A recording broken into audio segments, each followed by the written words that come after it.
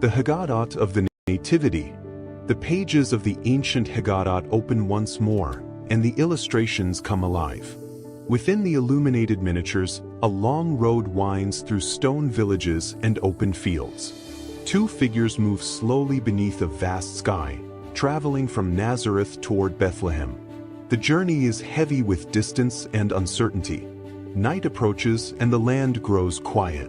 Mary walks beside Joseph. Her steps are measured, her presence calm. The city ahead is crowded, its streets filled with travelers and voices. Doors close one after another. There is no space prepared, no place set aside. The search ends not with welcome, but with necessity. Beyond the noise of the town, a humble shelter waits. The setting is simple, almost unnoticed. Straw covers the ground, and animals rest in silence. The moment arrives without ceremony, without witnesses of power or rank. And there, in the stillness of the night, the child is born. The scene is small, contained within the narrow walls of the shelter, yet something immense unfolds. Mary holds the newborn gently. Joseph watches, attentive and silent. The child is placed where animals feed, wrapped with care, resting in quiet vulnerability. The world outside remains unaware. Above, the night sky stretches wide. Far from the town, shepherds keep watch over their flocks. The darkness is suddenly broken by light. Fear gives way to awe as a message is delivered, not to kings or priests, but to those who keep vigil in the fields. They move at once, guided by wonder rather than understanding. They arrive and see what has been told to them. No throne, no palace, only a child, a mother, and a father. Yet the weight of the moment settles deeply within them. They leave changed, carrying the news into the night. Inside the shelter, calm returns. Mary reflects in silence. Joseph remains watchful. The child sleeps. The birth has taken place quietly, yet nothing will remain the same. The story now turns outward, toward those who will come seeking the child from distant lands. The next chapter leads to the visit of the Magi.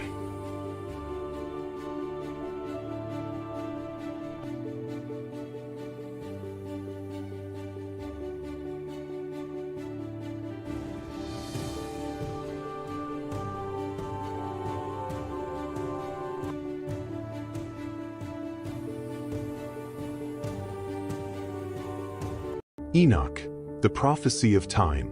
Before the flood, before Moses, before history was written as we know it, there was Enoch. The Bible says Enoch did not die, that he walked with God and vanished. But the ancient texts attributed to Enoch reveal something far more unsettling.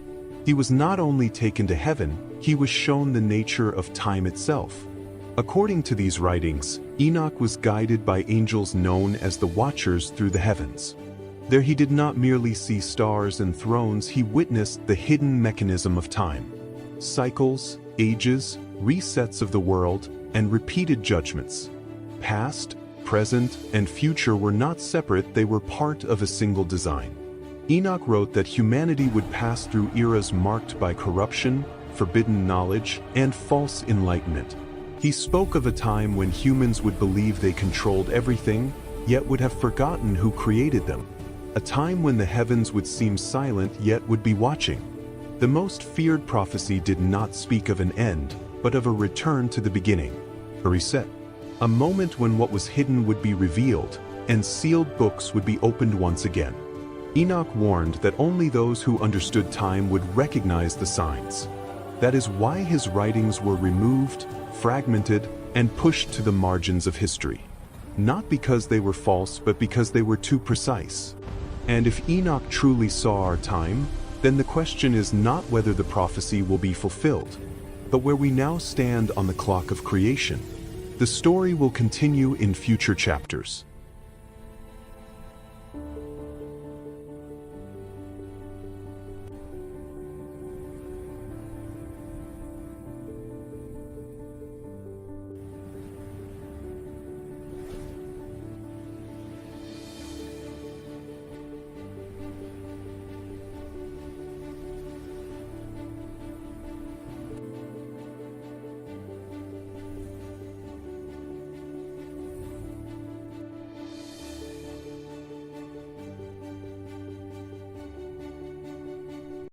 For centuries, one question has sparked faith, doubt, and debate. Did Jesus of Nazareth really exist? Beyond religion, history offers disturbingly clear answers. The earliest records do not come from the Bible, but from Roman historians. Tacitus, one of the most respected chroniclers of the Roman Empire, wrote that Jesus was executed under the authority of Pontius Pilate. He was not a Christian. He had no reason to invent such a claim. Pliny the Younger, a Roman governor, described early Christian communities who worshipped Christ as a god. Only decades after his death, and Flavius Josephus, a first-century Jewish historian, referred to Jesus as a wise man, executed, and followed by many even after his death. These independent sources agree on the essentials. Jesus lived, he was crucified, and his impact was undeniable. Archaeology speaks as well. Roman inscriptions confirm the existence of Pontius Pilate. Physical evidence of first-century crucifixions shows that the method described in the Gospels was historically accurate. Even science enters the discussion. Modern textual analysis reveals that the Gospels were written too close to the events to be mere legends. Ancient manuscripts align with one another with remarkable consistency. But there is one argument that goes beyond documents. A carpenter with no army, no wealth, and no throne changed the calendar, reshaped morality, and altered the course of civilization. That is not the work of a simple myth. Jesus was not a legend born in darkness. He was a real man, in a real time, with real consequences. And perhaps that is why, 2,000 years later, his existence remains impossible to erase. The story will continue in future chapters.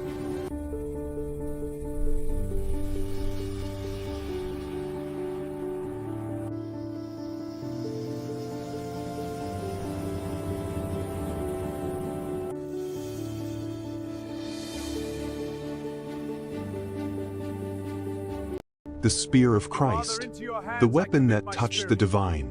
As the body of Jesus hung in silence upon the cross, the sky darkened and the earth trembled.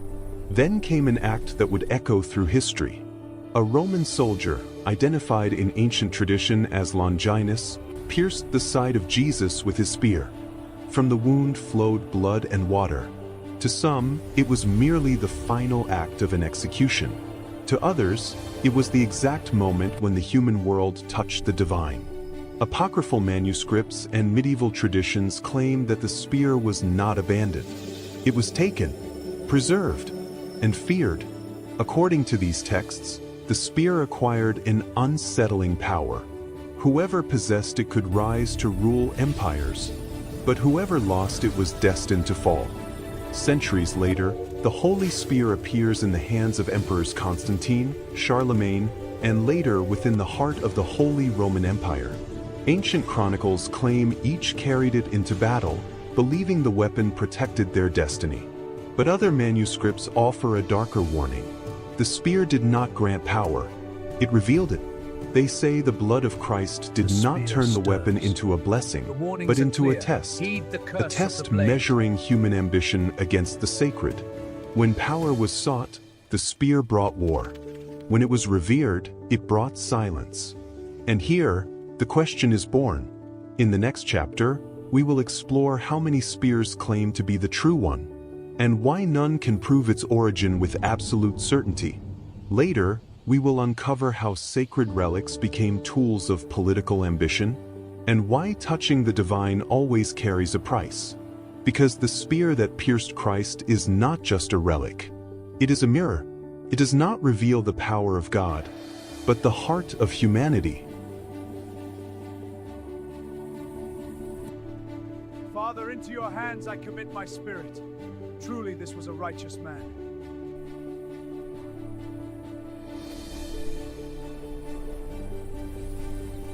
Long before the arrival of Columbus, there is a theory that challenges official history.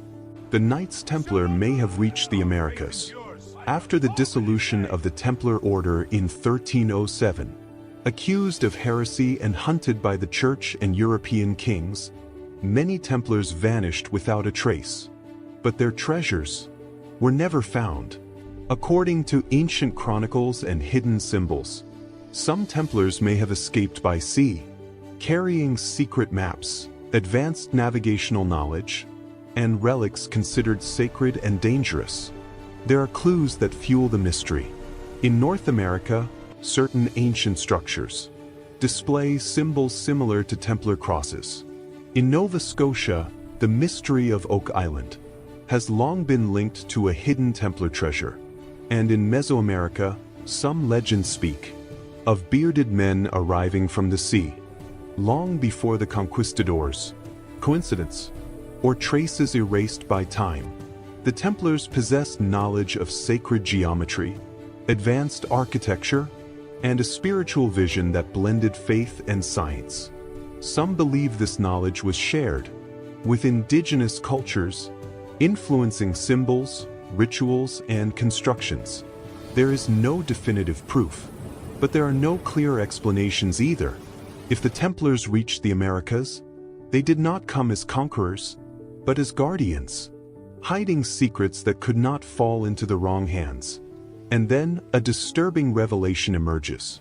An ancient manuscript, found in forgotten European archives, describes a Templar voyage to a land beyond the ocean, mentioning sacred mountains, giant stones, and people who had never seen iron.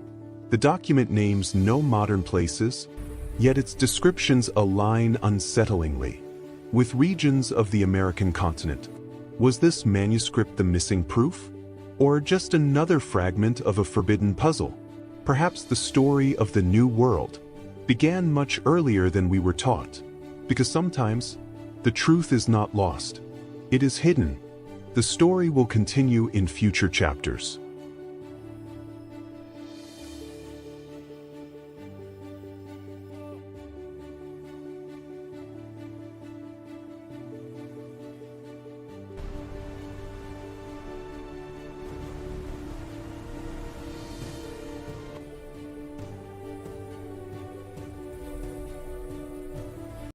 Marco Polo in America before Columbus.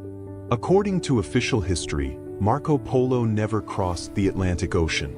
His journeys ended in Asia, and his name became forever linked to the Silk Road. But an ancient manuscript, dated to the late 13th century, suggests something impossible. Marco Polo may have reached America nearly 200 years before Columbus. The text, written in archaic Latin mixed with nautical symbols, describes a voyage beyond the Sea of Darkness. It speaks of unfamiliar ocean currents, stars positioned differently in the night sky, and vast green lands inhabited by peoples who did not use iron, yet mastered gold and maize. The traveler never names the continent. Instead, he calls it the Great Land of the West, where the sun dies and is reborn. He describes immense rivers, endless jungles, and cities built from stone and clay. Some passages align disturbingly well with what we now know of Mesoamerican and Andean civilizations. Why was this account never revealed? The manuscript hints that the knowledge was deliberately suppressed for political and economic reasons. To admit that Europe already knew of these lands would have rewritten the balance of power, faith, and conquest. At the end of the document, a marginal note written in a different hand delivers a warning. Not all journeys are meant to be remembered. Some must remain silent until the world is prepared. If this manuscript is authentic, the discovery of America was not an accident, it was a revelation delayed by centuries. The story will continue in future chapters.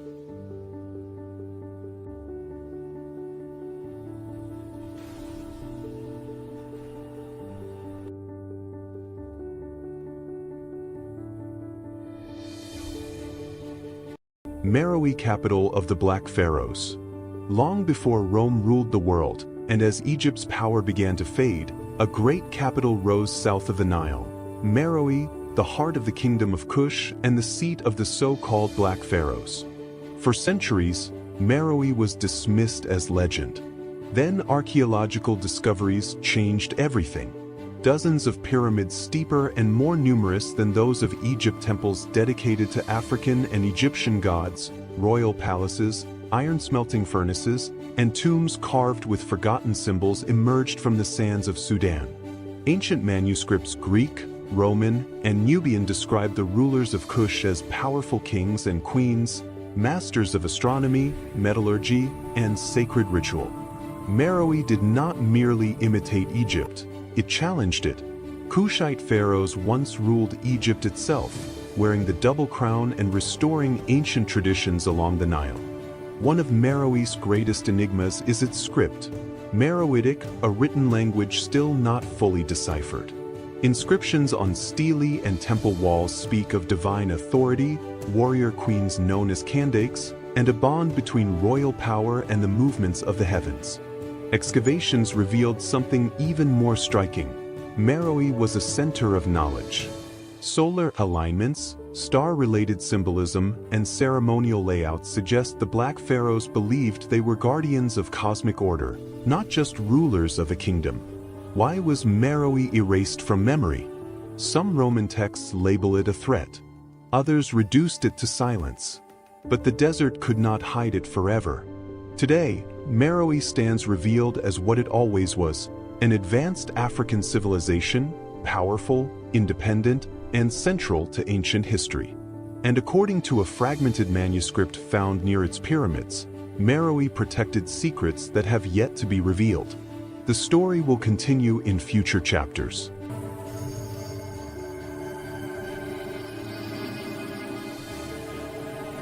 The Code of the Hebrew Bible. For centuries, the Hebrew Bible was viewed solely as a religious text. But in recent decades, researchers, archaeologists, and mathematicians began to notice something unsettling. The text did not only tell stories, it concealed patterns. This phenomenon became known as the Code of the Hebrew Bible.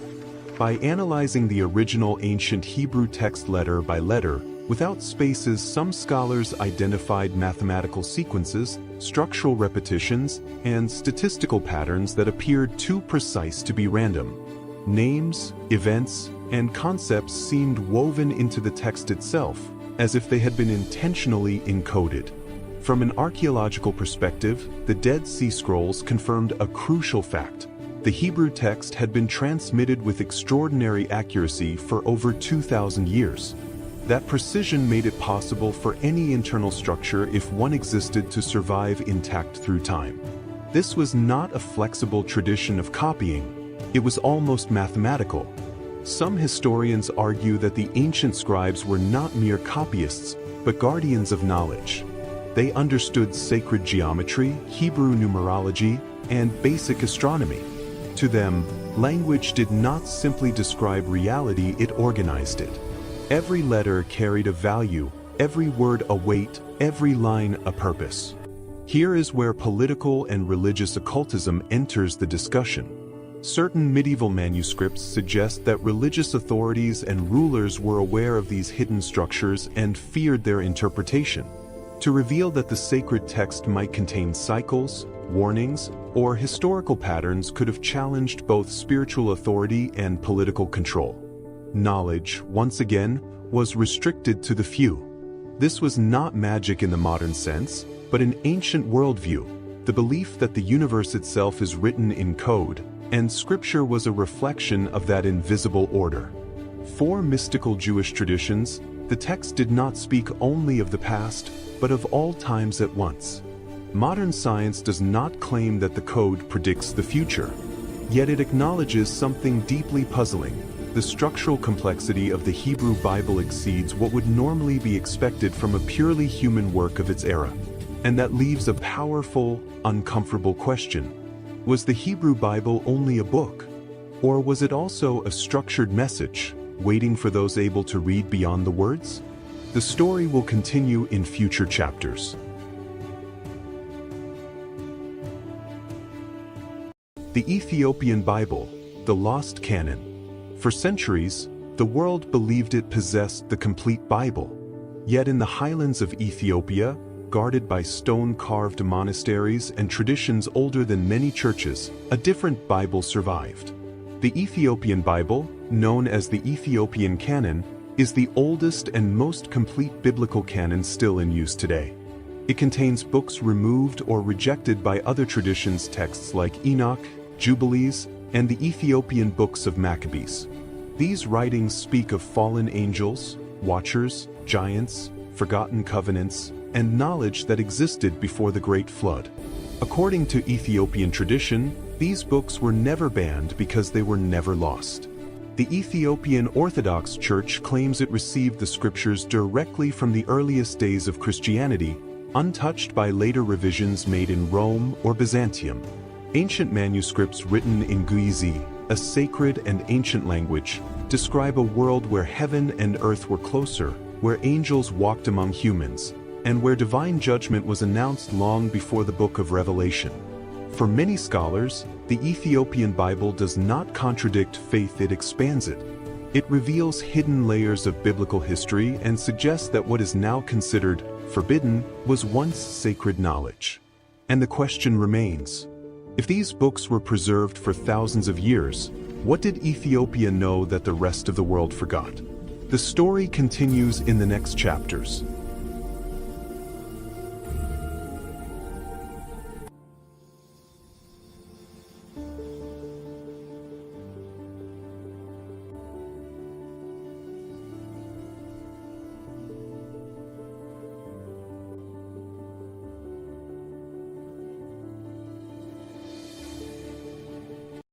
For centuries, a voice remained silent, buried beneath the sands of the Egyptian desert. It was not written for the crowds, but for those who sought to understand what cannot be seen. That voice is the Gospel of Philip. Discovered in 1945 among the Nag Hammadi manuscripts, this Gnostic text does not recount miracles or familiar parables. Instead, it reveals a dangerous idea: salvation comes not through sacrifice, but through knowledge. Philip describes a different Christ, not only the one who dies on the cross, but the one who awakens consciousness. A teacher who explains that the material world is a shadow and that truth belongs to the spiritual realm. One of its most unsettling passages speaks of Mary Magdalene as Jesus' closest companion, not merely a follower, but someone who understood teachings hidden from the other disciples. This idea planted fear and division within the early church, threatening authority and control. The Gospel speaks of secret rituals, true baptism, anointing, and the bridal chamber, symbols of the union between the human soul and the divine. For Philip, the greatest sin was not disobedience but ignorance. That is why this text was excluded, not because it denied Christ, but because it freed believers from fear. And this is only the beginning. In the next chapter, we will uncover why the Gnostic Gospels were hunted, censored, and destroyed, and how the early church decided which texts would become sacred and which would vanish. Later, we will reveal the true role of Mary Magdalene and the silent war between knowledge and power in the first centuries of Christianity. Because the Gospel of Philip is not just an ancient manuscript. It is a warning. Some Gospels were proclaimed, others were buried, but once knowledge awakens, it never sleeps again.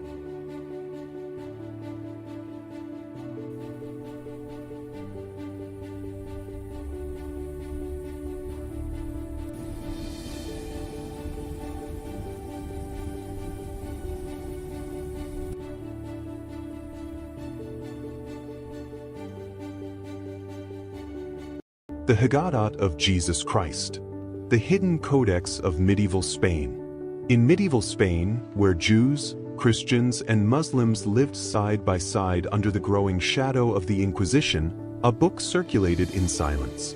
It was not a gospel. It was not a Bible.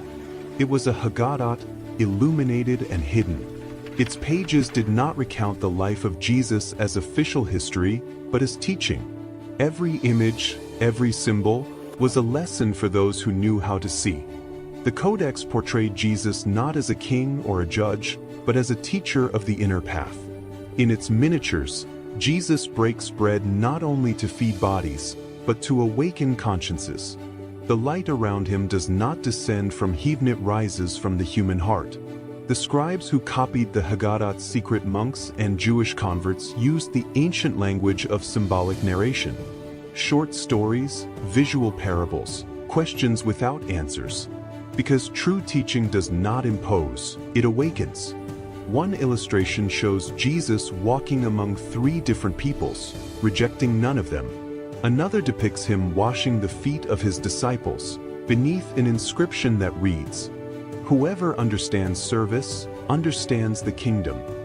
The Haggadah teaches that the true legacy of Jesus was not power, law, or the sword.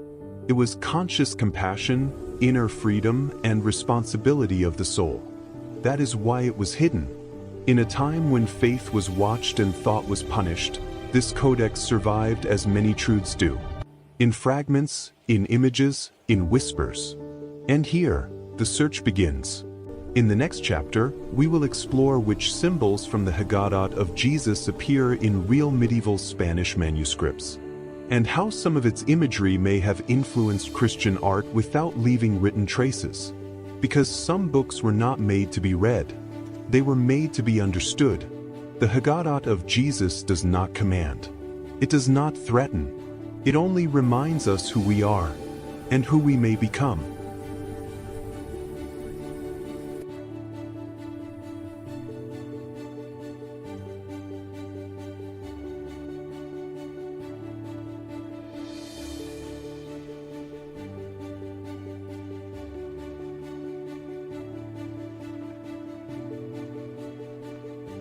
For centuries, the Gospels remained silent about a troubling period, the lost years of Jesus. Between his childhood and his public ministry lies a gap, and within that gap, some traditions look toward Asia.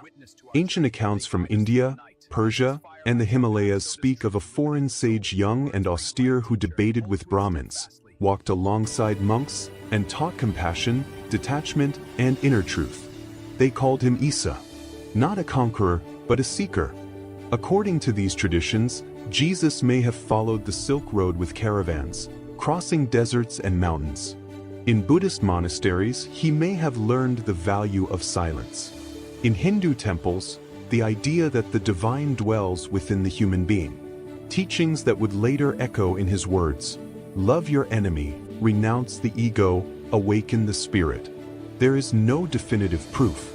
Only fragments, later manuscripts, local chronicles, and striking similarities between Eastern teachings and the sayings attributed to Jesus.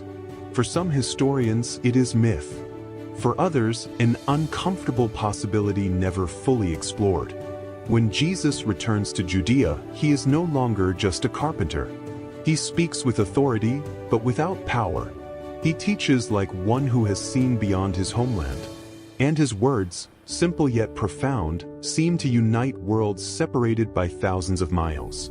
Perhaps the years of Jesus in Asia are not meant to be proven, but understood. Not merely as a physical journey, but as a symbol, a bridge between cultures, religions, and ways of understanding the sacred. And so, the mystery remains, because sometimes what is not written reveals the most. The story continues in the next chapters.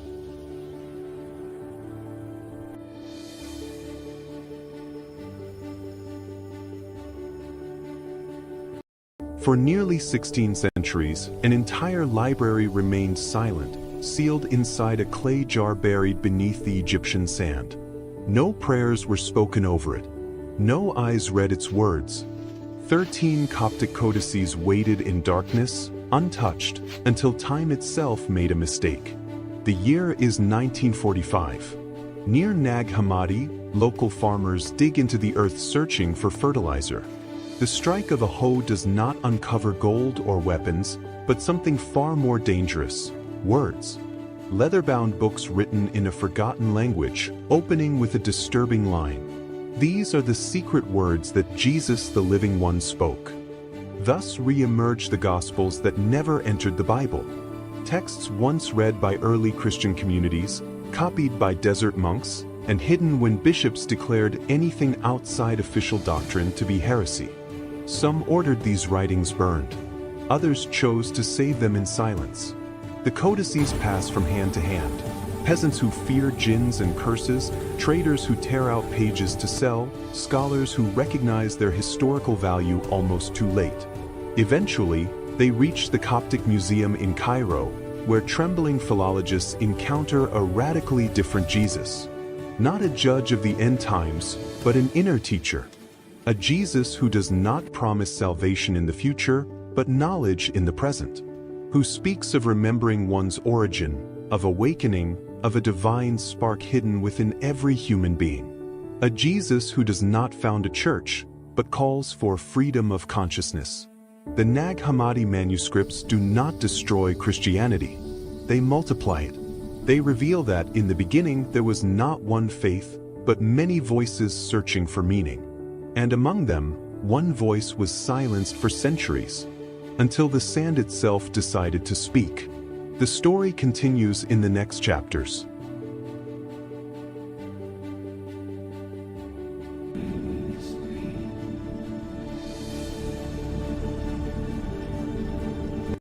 After the death of Jesus, his 12 apostles spread across the known world. They preached, were persecuted, and most of them died far from one another. Yet one question remains: where are the 12 apostles of Jesus buried? History offers fragmented answers. Peter, the closest to Jesus, was crucified in Rome. Tradition holds that he was buried beneath what is now St. Peter's Basilica in the Vatican. Paul, though not one of the original 12, is inseparable from this story. He was beheaded in Rome, and his tomb is venerated at the Basilica of St. Paul outside the walls. John, the beloved disciple, was the only apostle who did not die as a martyr. He lived to old age and was buried in Ephesus in modern-day Turkey. James the Greater was beheaded in Jerusalem. Centuries later, tradition claims his remains were taken to Spain, to Santiago de Compostela. Andrew, Peter's brother, was crucified in Greece. His relics are associated with Patras, though they were moved several times throughout history. Thomas, the apostle of doubt, carried the message as far as India. Eastern Christian tradition holds that he was buried in Mylapore. Philip is believed to have died in Hierapolis, Bartholomew in Armenia, Matthew in Ethiopia or Persia, and Simon the Zealot and Jude Thaddeus in regions of the Middle East. Of Matthias, who replaced Judas Iscariot, only ancient accounts and disputed tombs remain. And Judas himself? His burial is shrouded in mystery, caught between conflicting accounts and uncomfortable silence. Many of these burial sites are based on tradition, not definitive archaeological proof. Relics were moved, divided, venerated, and also questioned. Yet one truth stands firm.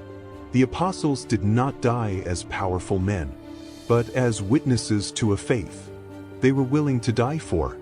Their tombs, real or symbolic, map the spread of early Christianity across the ancient world. From this hill, the story will continue in future chapters. A legacy of witnesses. Through centuries, the faith endures.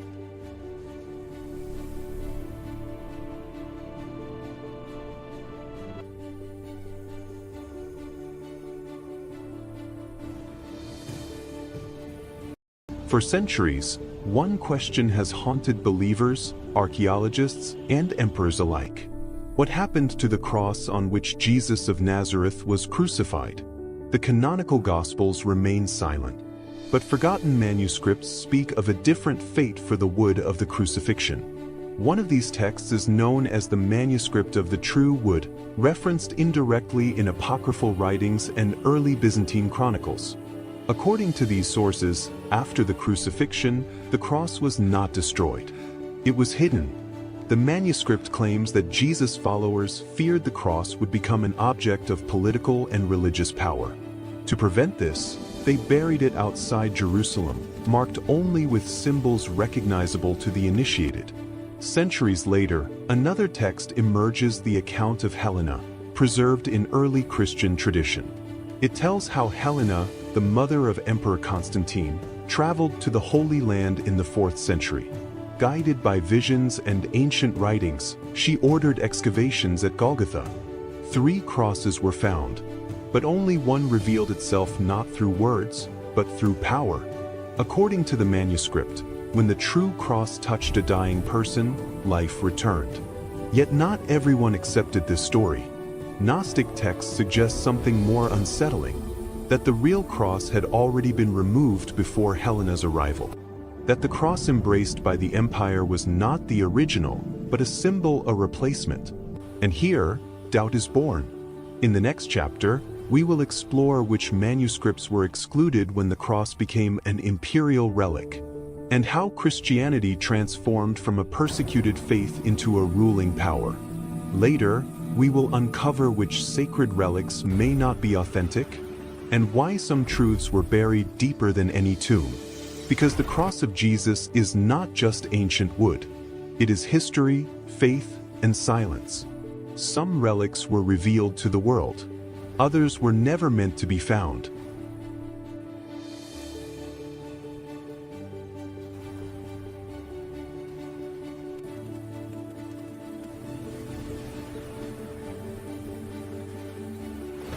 Where was Jesus during the 3 days of his death? After the crucifixion, the body of Jesus was laid in a sealed tomb, guarded and watched by soldiers. To the world, everything seemed finished. But ancient scriptures suggest that death did not mean silence. While his body rested in the grave, early Christian writings affirm that his spirit descended to the realm of the dead, a place known as Sheol or Hades. This was not a land of punishment, but a realm of waiting, where the righteous souls of ancient times awaited the fulfillment of God's promise. According to these texts, Jesus entered this hidden domain not as a prisoner, but as a victor. He proclaimed freedom to the captives, revealing that death had been defeated. Darkness did not overpower him. Instead, his presence transformed the depths into a place of revelation and hope. Other traditions describe a cosmic confrontation, Jesus confronting the powers of death itself, breaking the gates that had held humanity since the beginning.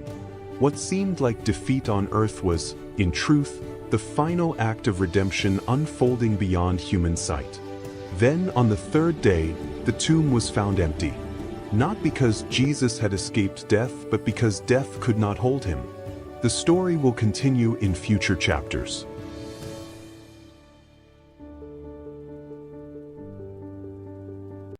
Will we remember anything after death? Since the beginning of humanity, one question has followed every civilization. What happens when we die, and what, if anything, do we remember? The biblical view. In the Bible, death is not described as total emptiness. Ecclesiastes says that the dust returns to the earth, and the spirit returns to God. This suggests not erasure, but a return of consciousness to its source. Jesus tells the thief on the cross, "Today you will be with me in paradise."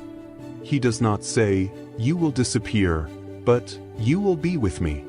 The biblical message implies that identity is not destroyed, it is transformed. Memory may no longer be human memory, but a memory of the soul, where what truly matters remains. The scientific perspective. Modern science studies death through the brain. Memory, scientists say, is stored in neural networks. When the brain shuts down, memories should vanish. Yet studies of near-death experiences raise disturbing questions. People who were clinically dead report vivid awareness, encounters, and a strong sense of self. Some researchers propose that consciousness may not be created by the brain, but filtered through it, like a signal through a receiver. If this is true, death does not end consciousness. It simply disconnects the receiver. The realm of fantasy. Ancient myths spoke of a place of remembrance. The Egyptians believed the heart preserved true memory. Other cultures claimed that after death, we remember who we loved, who went before us, and who we truly were. In these visions, we do not remember every detail. We remember our essence. A possible conclusion. Perhaps after death we will not remember names, faces, or dates. But we may remember love, choices, and the moments that shaped us. If the soul exists, it does not need memory as storage. It is memory itself.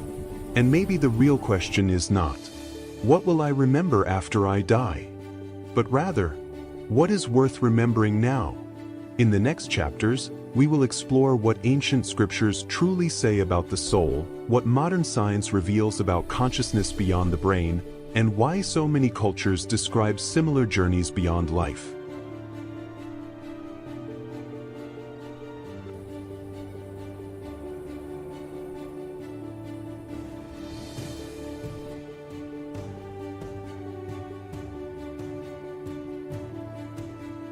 For centuries, the Gospels remained silent about a troubling period, the lost years of Jesus.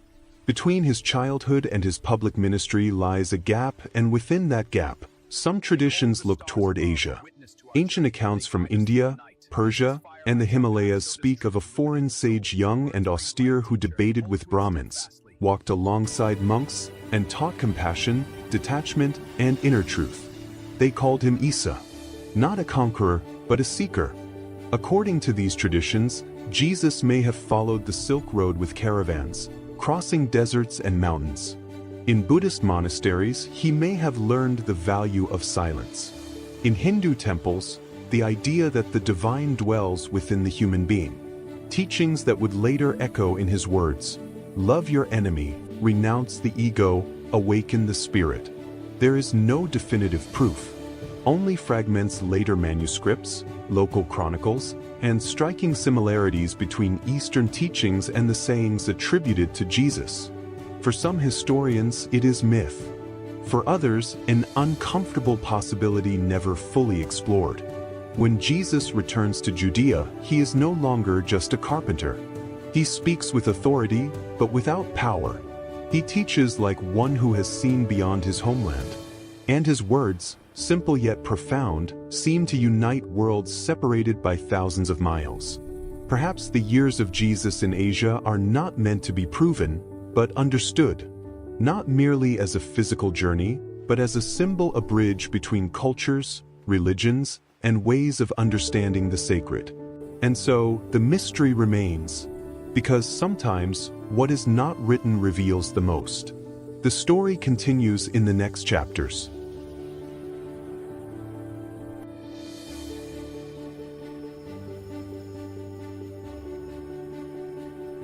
Joseph, the earthly father of Jesus, appears in the opening chapters of the Gospels, and then in silence he disappears. He is present at the most decisive moments of Jesus' childhood: the birth in Bethlehem, the flight into Egypt, the return to Nazareth, and that episode in the temple when Jesus was 12 years old. After that, the texts fall silent. When Jesus begins his public ministry, Joseph is no longer mentioned. At the crucifixion, while Mary stands at the foot of the cross, Joseph is absent. And that silence is not accidental. The most widely accepted explanation in biblical tradition and historical study is clear. Joseph had died years earlier. In first-century Jewish culture, the father was the legal protector of the family. If Joseph had been alive, he would have cared for Mary. Yet from the cross, Jesus entrusts his mother to the Apostle John. That gesture reveals a silent truth. Mary was already a widow. The Gospels do not describe Joseph's death. His mission had already been fulfilled. He was the guardian of the mystery, the man who protected the Messiah when he was still a vulnerable child. Joseph disappears from the texts as he lived, in humility, in obedience, without seeking recognition. Some ancient writings suggest he died in peace, accompanied by Jesus and Mary. Others see his absence as symbolic. When Jesus begins his divine mission, the earthly father steps aside. Joseph was not forgotten. He was hidden by history, because sometimes the most important figures are the ones who disappear. Before the end, the story will continue in future chapters.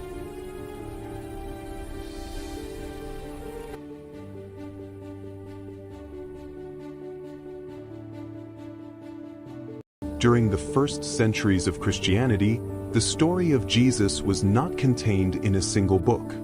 Many texts circulated among early communities, copied by hand, shared quietly, and read in secret. Some would later be accepted, others would be rejected. Thus, the apocryphal Gospels were born. These writings were not excluded by accident, but by choice.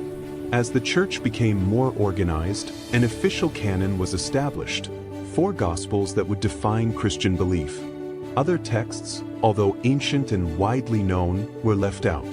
Not because all were false, but because they presented ideas that were different, controversial, or difficult to control. The apocryphal Gospels describe a different Jesus. Some portray him as a child with extraordinary powers, capable of giving life and taking it away. Others reveal secret teachings meant only for a few chosen followers. In these texts, Jesus does not only save, he teaches, challenges, and reveals deep knowledge about the human soul. Writings such as the Gospel of Thomas, the Gospel of Mary Magdalene, and the Gospel of Judas present a more internal and spiritual message. Here, the kingdom of God is not found in the heavens, but within the individual. For centuries, these texts were labeled dangerous and heretical.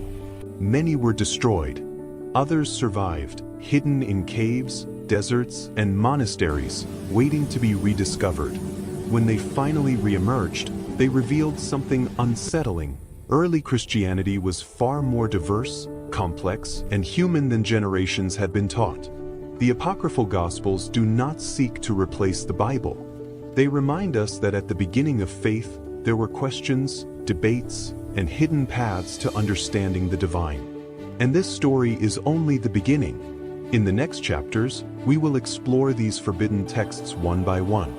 We will uncover what the Gospel of Thomas truly taught, why Mary Magdalene was silenced, and how Judas may have played a role far more complex than betrayal.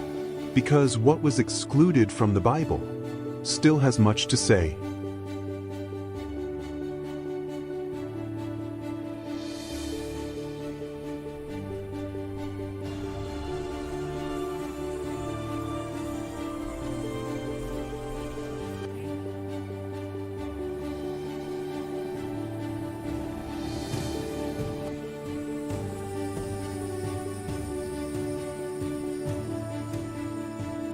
The Guardian of Eden.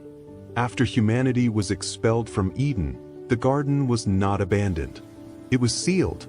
Between its eternal rivers and immortal trees stood a guardian, chosen to watch the boundary between the divine and the human world. She was a woman of striking beauty, impossible to ignore. Her face was calm, but her eyes carried ancient knowledge. She was dressed as a warrior, light armor of leather and forged metal, sacred symbols etched into her gear, and a sword that gleamed like fire at dawn. Her command was absolute. No one who lived outside Eden was ever to return. For generations, the exiled gazed toward the garden from afar, remembering it as a lost dream. The guardian watched them as well. She saw their suffering, their hunger, their fear, and something within her began to fracture. She understood both worlds. She knew Eden was not only perfection, but confinement. And beyond its borders, though pain ruled, freedom existed.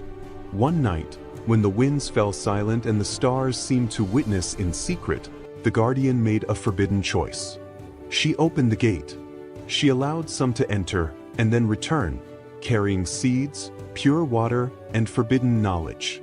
She did not act out of betrayal. She acted out of compassion.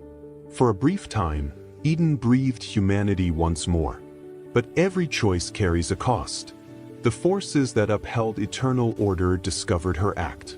The guardian was marked a traitor, not by humankind, but by the heavens themselves. Yet the damage was already done. The outer world changed. Humanity learned, endured, and grew stronger because of what she allowed them to take. Her name was erased from memory, lost to myth and silence. But some legends claim she still stands at Eden's threshold, sword in hand, watching not to prevent entry, but to decide who is worthy of returning.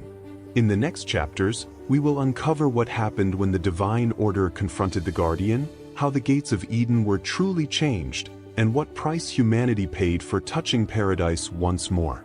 We will explore the war that followed her decision, the fall of the Guardian, and the secret she carried beyond Eden's borders. Because Eden was not lost by chance. It was protected, it was betrayed, and it was transformed forever. The story continues. Before Adam and Eve, humanity was already being watched. Long before the first pages of Genesis were written, the earth was not alone in the universe. From the depths of the stars came the Anunnaki, ancient beings of immense knowledge and power. They observed the planet from their advanced vessels, studying its lands, its oceans, and the fragile life that was beginning to awaken. In hidden laboratories beyond human sight, they shaped humanity's destiny. Inside chambers of glass and light, humans were created, observed, and refined. Flesh and spirit were studied as one. The Anunnaki were not merely visitors. They were architects of civilizations, teachers of kings, and guardians of forbidden knowledge. They walked among early humans as gods, and humanity worshipped them as such. But among all beings, one stood apart. He appeared as a man, yet carried eternity within him. Clothed in white robes woven with golden stars that flashed like lightning, crowned with gold and diamonds, Jesus Christ stood among them, not as a prisoner, not as a creation, but as the heir. His presence was calm, sovereign, and timeless. The Anunnaki gathered around him in reverence, placing the crown upon his head, acknowledging his authority. Inside a vast celestial ship, they guided him toward the stars. Through immense transparent windows, the earth came into view, blue, alive, and fragile. The Anunnaki raised their hands and pointed toward the planet, revealing continents, oceans, and the future written in light. Holograms unfolded in the air, showing humanity's path: rise, fall, war, faith, and redemption. This was the moment of choice. The earth was not just a world. It was an inheritance. The Anunnaki had guided humanity's early steps, but they could not remain. Their time as gods would end. Their names would fade, their stories rewritten. They would become myths, angels, watchers, demons, hidden between the lines of sacred texts. And so, the divine plan was set into motion. Jesus would descend not as a ruler in the heavens, but as a servant among men. The crown would be replaced by a cross. Knowledge would be veiled as faith. Power would be hidden within sacrifice. The Garden of Eden was not the beginning. It was a reset. The serpent was not just temptation. It was knowledge. The gods were not erased. They were transformed. What humanity calls Genesis is not the first chapter. It is the surviving echo of a far older story.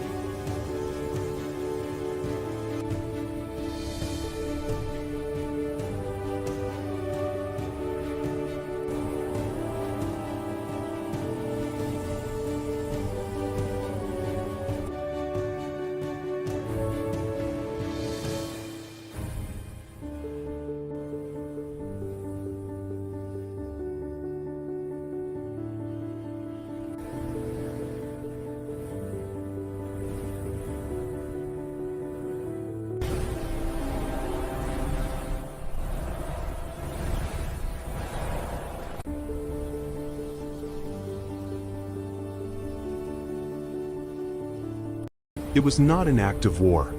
It was a decision. From the ancient heavens, the watchers observed the earth in silence. They were neither gods nor men, but something in between, guardians of balance, witnesses of the experiment.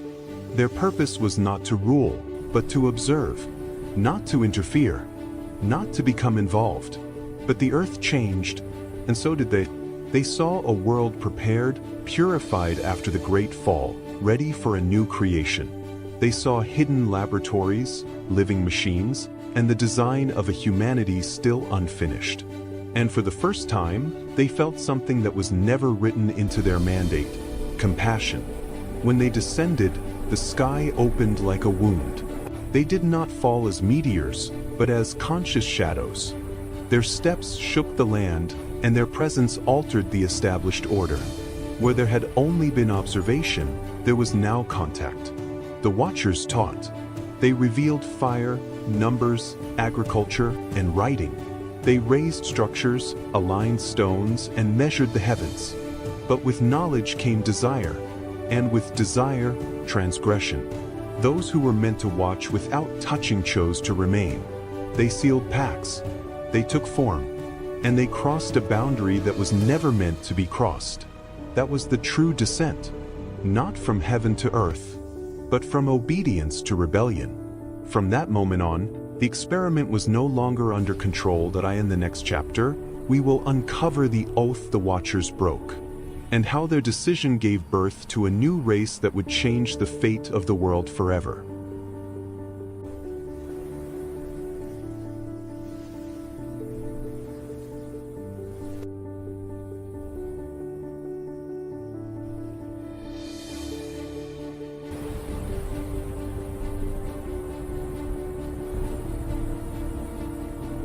Before the first human breath, the earth was already alive. Its skies were different, its waters deeper, its land shaped by forces no longer present. Ancient creatures walked freely across vast continents, and ecosystems flourished without fear. There was order, but not human order, a balance designed long before humanity was imagined. Hidden beneath layers of stone and time, structures once stood where no civilization should have existed. Perfect angles, impossible geometry, traces of intelligence erased by catastrophe or intention. This world did not belong to Adam. It belonged to something older. Some believe the earth was a testing ground, a place where life was shaped, observed, and corrected. Failures were buried, successes refined. Extinction was not an accident, it was a reset. When the old world fell, its memory was sealed beneath oceans and sediment. What remained was silence and preparation. Only after the earth was emptied, only after the world was made obedient, did the next phase begin. And then humanity was introduced.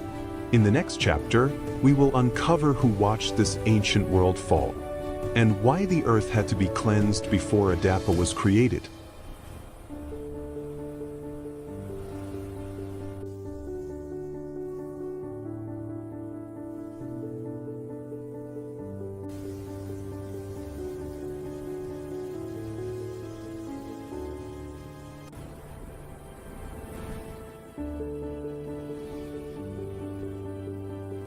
Before human history began, the Watchers descended. Ancient, luminous beings carrying knowledge far beyond Earth, they observed a young and violent planet. Later texts would call them sons of God, but their mission was precise: to create a being capable of working, obeying, and adapting. Thus, Project Adapa was born. The Garden of Eden was their first testing environment. Not a paradise, but a closed system designed to control every variable. Stable climate, endless food, no predators, no scarcity, and above all, no choice. Adapa was introduced as the first successful hybrid. His body was perfected, but his mind was restricted. The Watchers understood that full awareness would introduce a dangerous variable: disobedience. Knowledge, therefore, was sealed away. The forbidden tree was not divine punishment. It was a switch, a point of access to moral awareness, self-consciousness, and the ability to question one's creators. One Watcher, later remembered as the serpent, recognized the flaw in the design.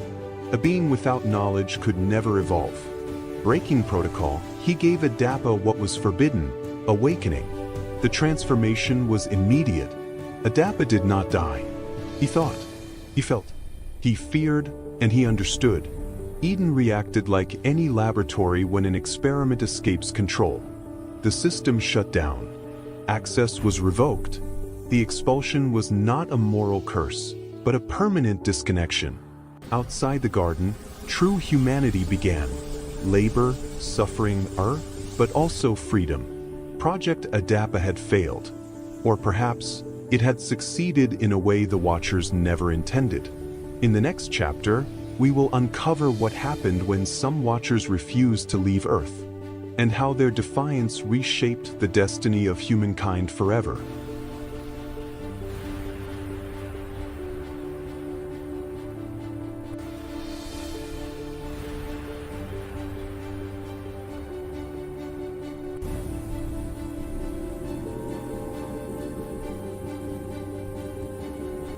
Before the law was written and before temples were built, there appeared a man without origin or ending.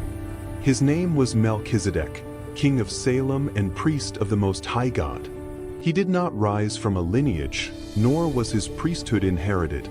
He came quietly, clothed in humility, yet carried an authority that silenced warriors and bent kings to reverence. Where others ruled by strength, he ruled by peace. When Abraham returned from battle, weary and stained by war, Melchizedek met him, not with weapons, but with bread and wine. In that simple offering was a blessing older than sacrifice, a covenant before blood was demanded. And Abraham, father of nations, bowed his head and offered a tenth, recognizing a priesthood greater than his own promise. Then, as suddenly as he appeared, Melchizedek vanished. No record of his birth, no account of his death, only a shadow left behind, pointing forward through the ages. His priesthood was not bound to time. It whispered of a future grace, of a priest who would come not from the altar of stone, but from eternity itself. A priest who would bring peace, not through law or fear, but through love.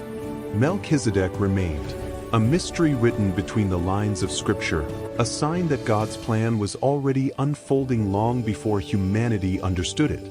And his story was not the end, it was the beginning.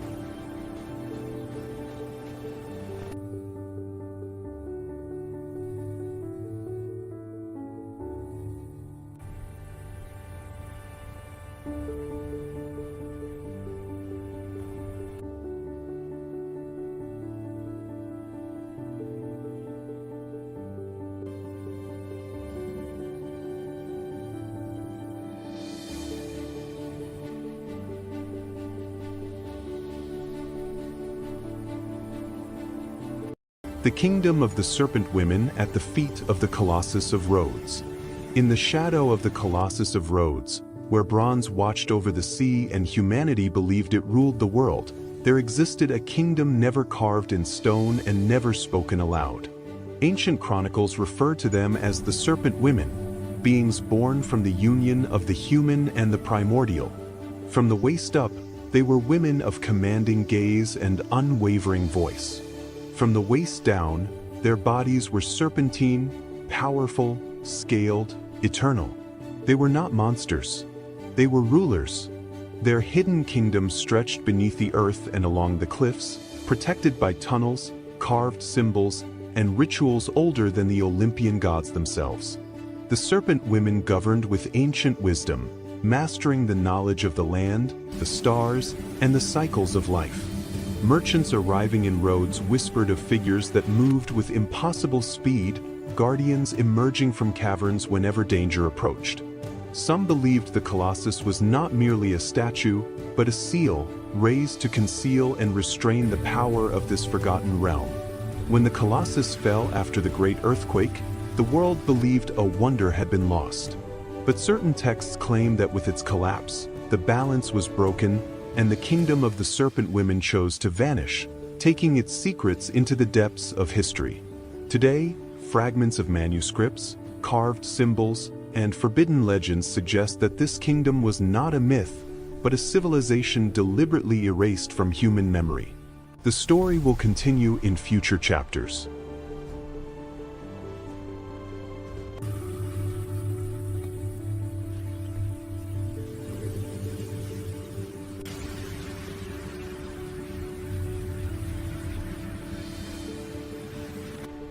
Warriors of the depths, the hour of reckoning is upon us! We are ready for the Empire!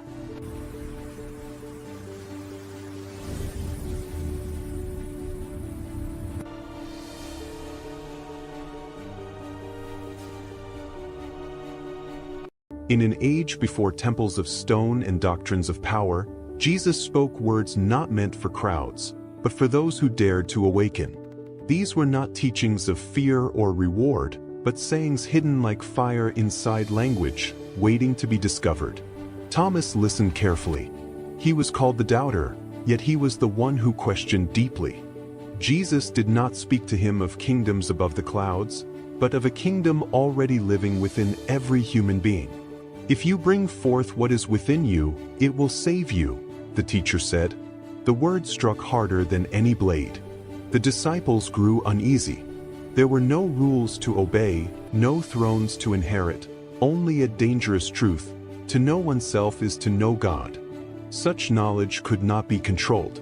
Jesus walked among stones and trees, pointing to the ordinary world. Split a piece of wood and I am there. Lift a stone and you will find me. Creation itself became sacred scripture. These teachings were whispered at night, written in secret, and buried beneath sand and silence.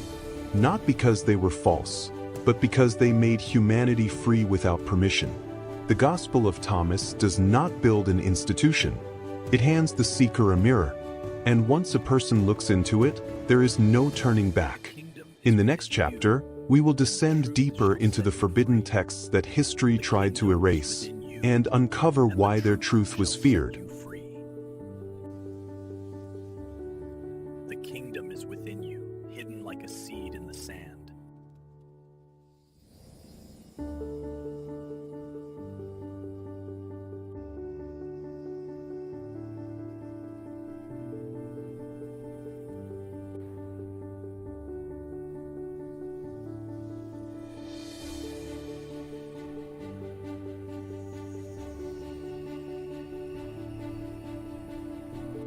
The teaching of Jesus did not arrive with swords or armies. It arrived quietly, and that is why it was dangerous. For generations, faith had been built on fear: fear of punishment, fear of exclusion, fear of a distant God who watched from above and judged from afar. Institutions grew strong by guarding the gates of forgiveness, deciding who was clean and who was condemned. Then Jesus spoke of love. He spoke of a Father who runs toward the lost, not away from them; of mercy placed above sacrifice; of forgiveness offered before repentance was demanded, and the foundations began to shake. Jesus ate with sinners. He touched those declared unclean. He defended the broken instead of accusing them. He taught that understanding heals more deeply than punishment, and that love transforms what fear can only restrain. You have heard it said, he told them, but I say to you. With each word, ancient certainties trembled. The leaders listened and felt threatened. If God could be known through compassion, then control was lost. If forgiveness was freely given, then fear lost its power. If love fulfilled the law, then violence in God's name stood exposed.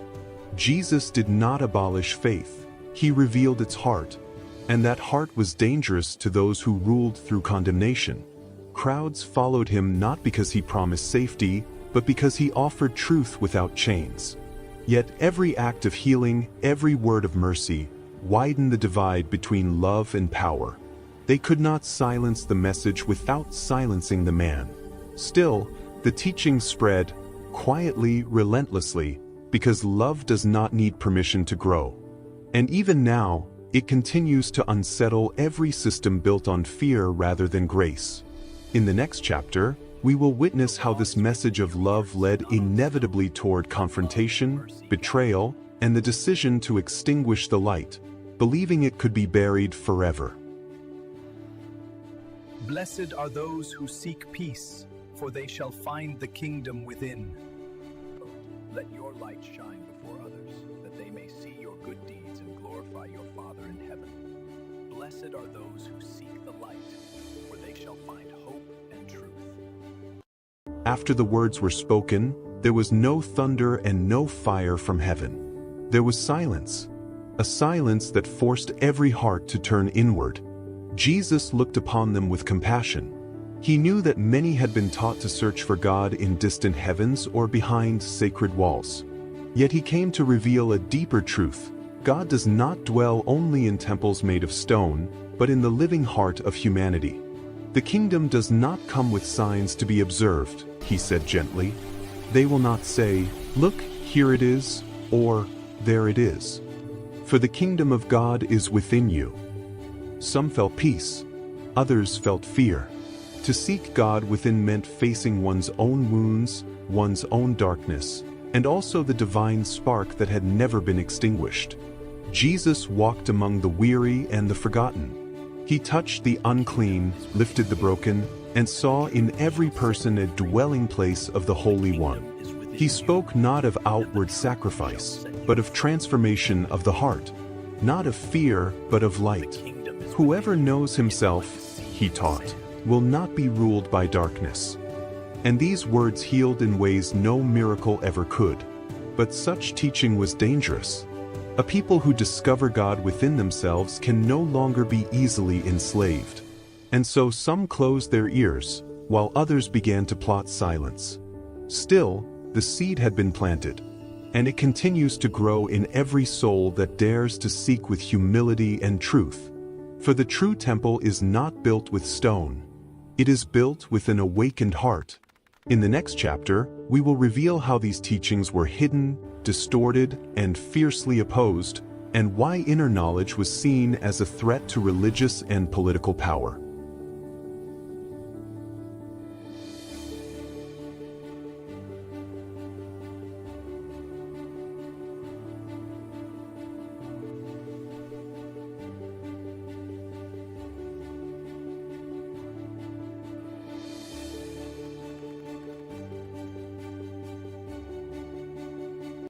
The Maya, echoes of time.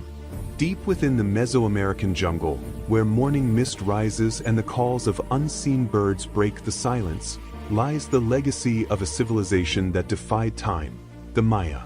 They were not merely builders of stone. They were architects of the cosmos. Their cities were raised in harmony with the heavens. Pyramids aligned with the movements of the sun, the moon, and Venus. Every stairway, every temple, every shadow cast across stone carried both scientific precision and sacred meaning. While much of the ancient world struggled to measure time, the Maya mastered it. They predicted eclipses, charted planetary cycles, and understood time not as an end, but as an eternal transformation. Yet their knowledge did not dwell only in the sky. It lived in the earth, in maze, in ritual, and in the profound bond between humanity and the divine.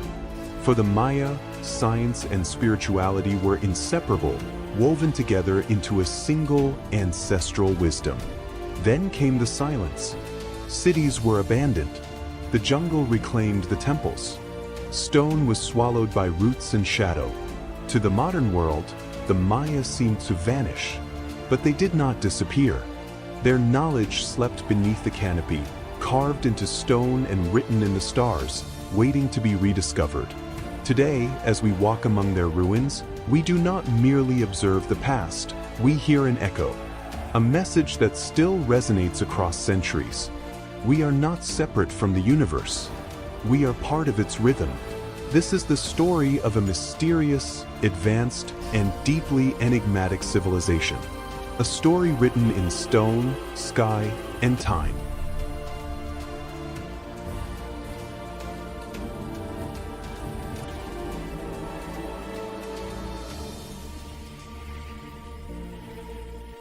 It began within hours.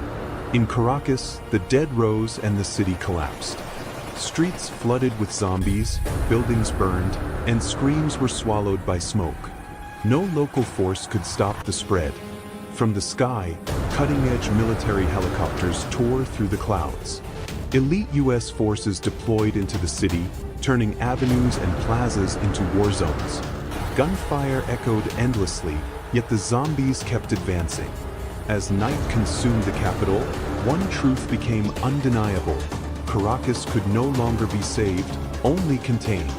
When the helicopters pulled back, a final message remained clear. Caracas was not the end. It was the beginning.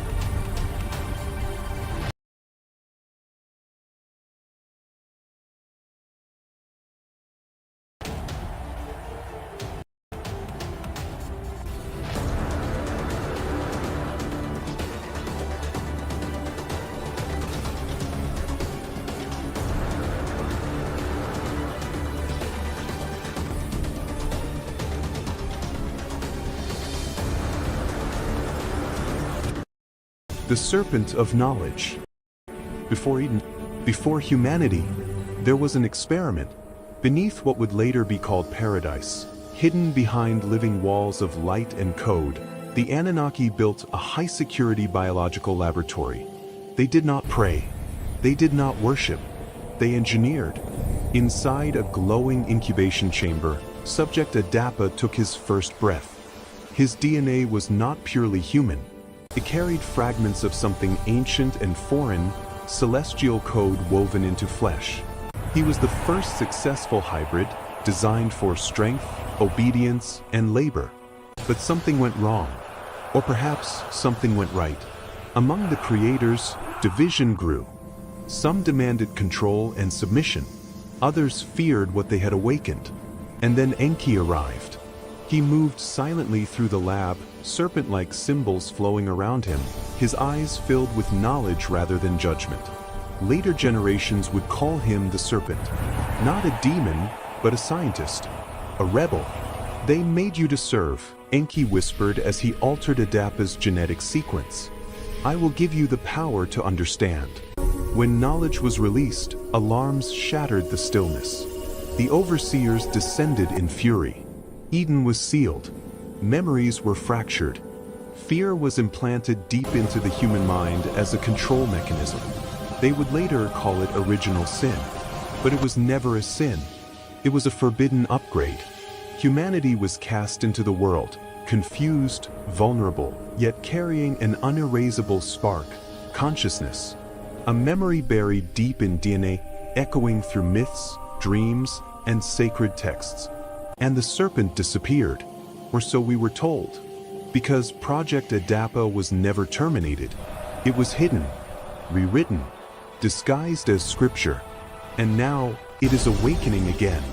In the next chapter, we will continue uncovering the forbidden archives of Project Adapa, revealing who the Watchers truly were, why the giants were born, and what role humanity still plays in an experiment that never ended.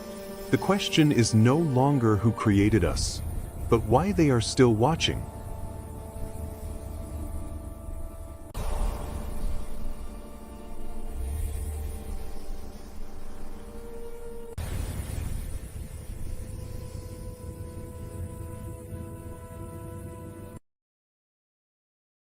A gladiator whose courage against the entire Colosseum.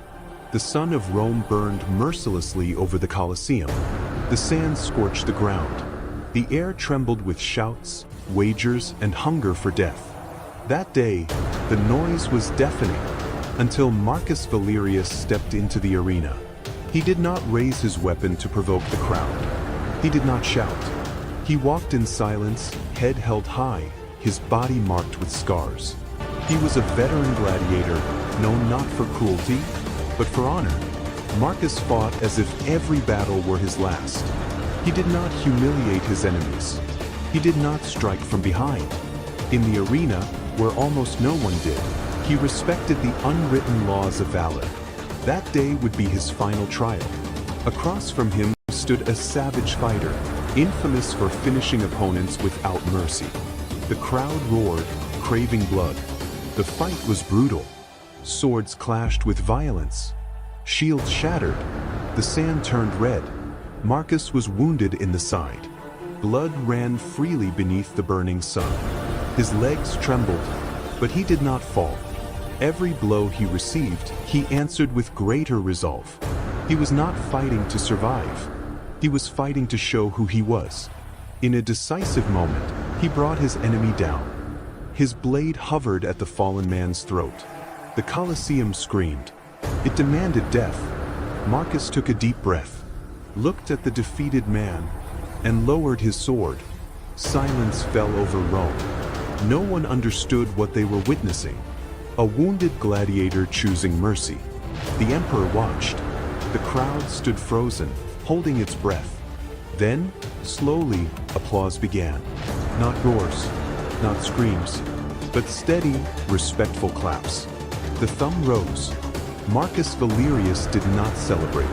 He stood there, blood-soaked, beneath the unforgiving sun, while the entire Colosseum remained silent. Because that day, Rome learned a truth it would never forget. Blood may win battles, but only honor can silence an empire.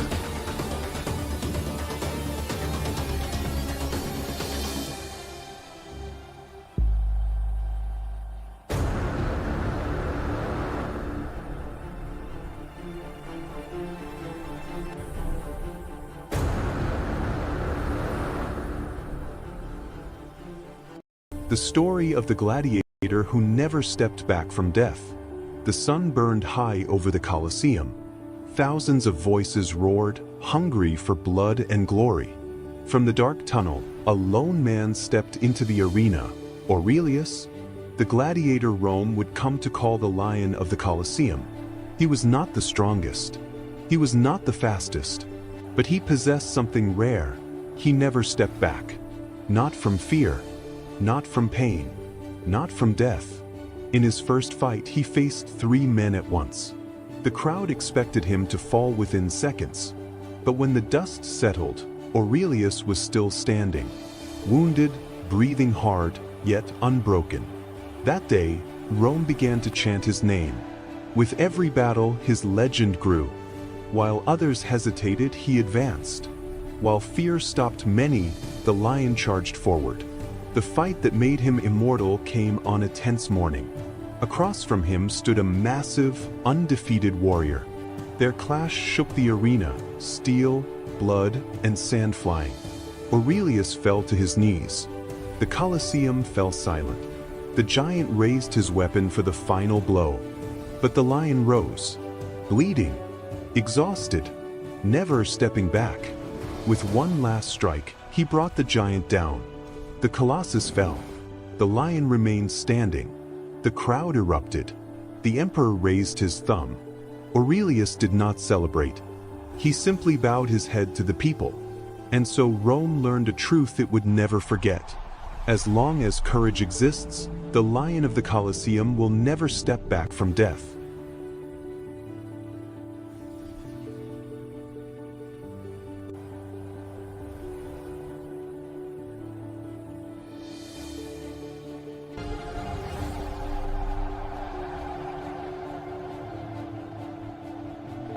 In the heart of East Africa, where the savanna stretches endlessly beneath a burning sky, the Hadza people live as they have for thousands of years. Their village is made of rustic bamboo huts, low and fragile in appearance, yet strong enough to endure wind, rain, and time. Smoke rises from small fires as the morning light filters through woven walls of grass and branches. Life moves constantly between the huts. Children run barefoot through the dust, women prepare roots and gathered food, and hunters sharpen arrows in silence. The cabins sway gently with the wind, their roofs whispering stories of past storms and long journeys. Every sound matters here. Every shadow is watched. As night falls, firelight turns the village into a living circle of shadows. The huts glow softly, and elders speak in low voices while sparks rise toward the stars. Beyond the fragile walls, the savanna listens. Lions roam in the darkness, and danger is never far. When storms arrive, the village bends but does not break. Rain pounds the bamboo roofs, wind shakes the walls, and families gather close inside the huts. Survival is shared. Fear is silent. At sunset, the hunters return. Their silhouettes cross the tall grass as smoke rises from the cabins behind them. No words are needed. The village breathes again. This is not a place of comfort or excess. It is a place of balance, between humans and nature, shelter and exposure, life and death. Here, among bamboo huts and endless plains, the Hadza endure, guarding a way of life the modern world has nearly forgotten.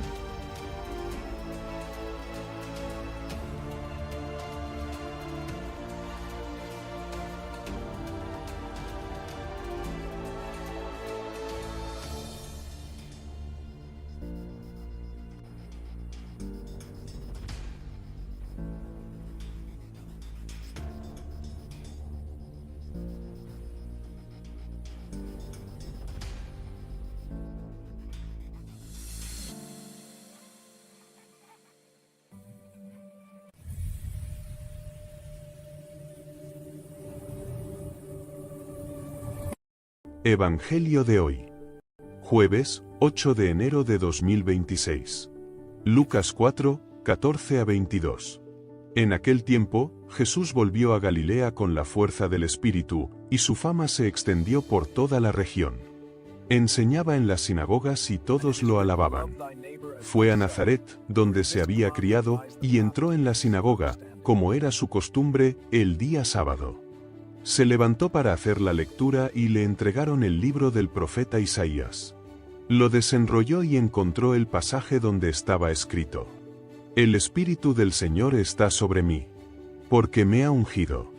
Me ha enviado para anunciar la buena noticia a los pobres, para proclamar la liberación a los cautivos, y la vista a los ciegos, para poner en libertad a los oprimidos, y proclamar un año de gracia del Señor. Luego enrolló el libro, lo devolvió al ayudante y se sentó. Todos los que estaban en la sinagoga tenían los ojos fijos en él. Entonces comenzó a decirles: Hoy se cumple esta escritura que acaban de oír. Y todos daban testimonio a su favor y estaban admirados de las palabras llenas de gracia que salían de su boca. Reflexión breve. Jesús proclama que la salvación no es una promesa futura, sino una realidad que comienza hoy. Su misión es llevar esperanza, libertad y sanación a quienes más lo necesitan. In the heart of East Africa, where the savanna stretches endlessly beneath a burning sky, the Hadza people live as they have for thousands of years. Their village is made of rustic bamboo huts, low and fragile in appearance, yet strong enough to endure wind, rain, and time. Smoke rises from small fires as the morning light filters through woven walls of grass and branches. Life moves constantly between the huts. Children run barefoot through the dust, women prepare roots and gathered food, and hunters sharpen arrows in silence. The cabins sway gently with the wind, their roofs whispering stories of past storms and long journeys. Every sound matters here. Every shadow is watched. As night falls, firelight turns the village into a living circle of shadows. The huts glow softly, and elders speak in low voices while sparks rise toward the stars. Beyond the fragile walls, the savannah listens. Lions roam in the darkness, and danger is never far. When storms arrive, the village bends but does not break. Rain pounds the bamboo roofs, wind shakes the walls, and families gather close inside the huts. Survival is shared. Fear is silent.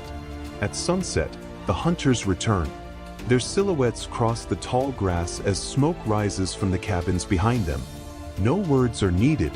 The village breathes again. This is not a place of comfort or excess. It is a place of balance, between humans and nature, shelter and exposure, life and death.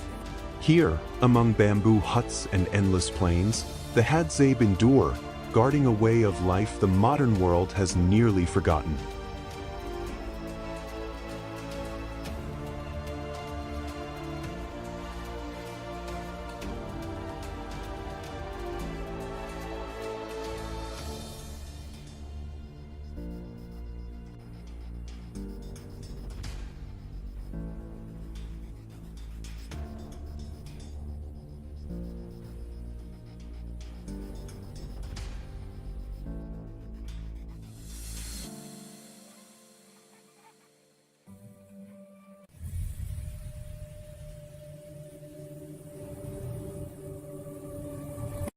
Gospel of today, Thursday, January 8, 2026. Luke 4 verses 14 to 22. At that time, Jesus returned to Galilee in the power of the Spirit, and news about him spread throughout the whole region. He taught in their synagogues and was praised by all. He came to Nazareth, where he had been brought up, and went into the synagogue, as was his custom, on the Sabbath day.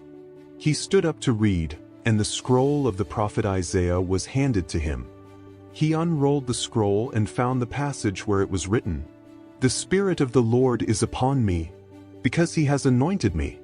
He has sent me to bring good news to the poor, to proclaim liberty to the captives, and recovery of sight to the blind, to set the oppressed free, and to proclaim a year acceptable to the Lord. Then he rolled up the scroll, gave it back to the attendant, and sat down. The eyes of all in the synagogue were fixed on him. And he began to say to them, "Today this scripture has been fulfilled in your hearing." And all spoke well of him and were amazed at the gracious words that came from his mouth.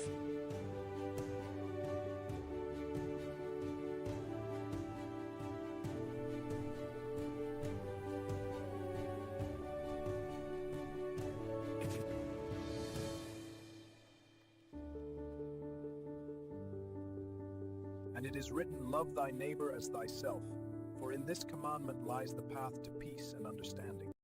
12 legions unseen. The night was heavy in Gethsemane. Torches cut through the darkness as soldiers advanced, armor clanking, hands tight around swords. Betrayal stood at the front, a kiss still warm in the air. Fear moved among the disciples like a storm about to break. One blade flashed. Steel rang as Peter struck, and blood fell to the ground. The moment shattered the silence, and in that instant, the world held its breath. Jesus did not run. He raised his hand, and the violence stopped. His eyes lifted not in fear, but in certainty, toward a sky that looked silent, yet was anything but. For beyond the veil of night stood armies unseen. Legions upon legions of angels waited, wings folded, weapons of fire restrained by a single command. At one word, the earth would split. At one breath, the soldiers would fall like dust. Heaven itself was poised to descend. And he knew it. "Do you think I cannot call on my Father?" he said calmly. "And he will at once put at my disposal more than 12 legions of angels?" The soldiers laughed, unaware how close they stood to annihilation. But no command came. The angels did not move. Power chose restraint. Authority chose surrender. Love chose the cross. Jesus lowered his hand and stepped forward, allowing himself to be bound, not because he was weak, but because he was obedient. Not because heaven was silent, but because heaven was waiting. The angels watched as their king was led away. And the universe learned a truth greater than force. The greatest power is not the ability to destroy, but the strength to save at any cost.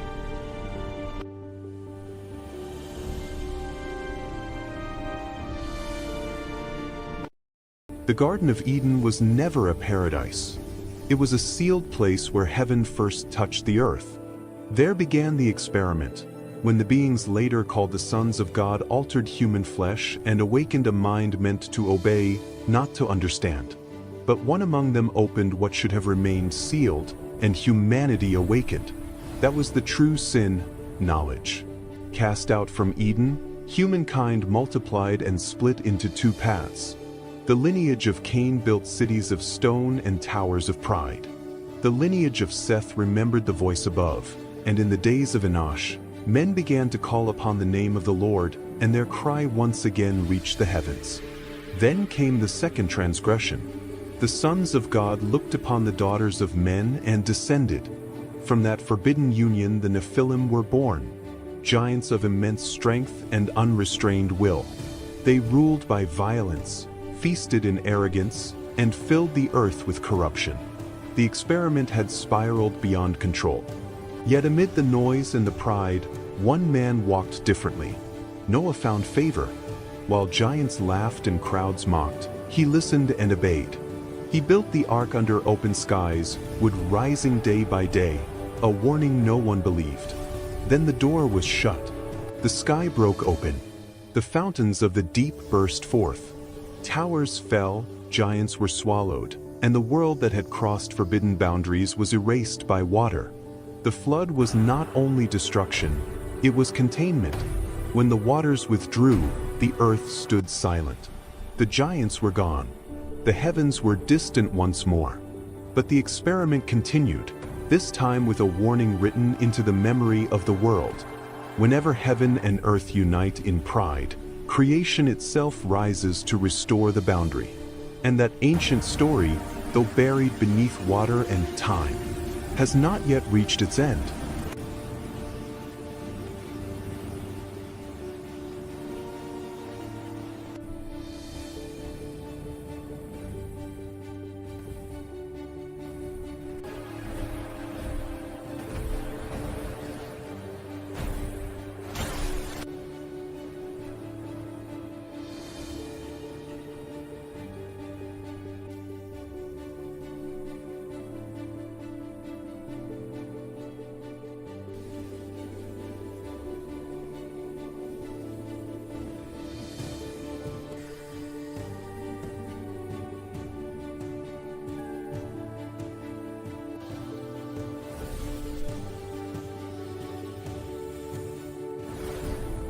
The battle of the Archangel Gabriel. In Babylon, the prophet Daniel prayed with a troubled heart. He fasted, seeking answers for his people, and for days the heavens seemed silent. But the silence was not absence. It was war.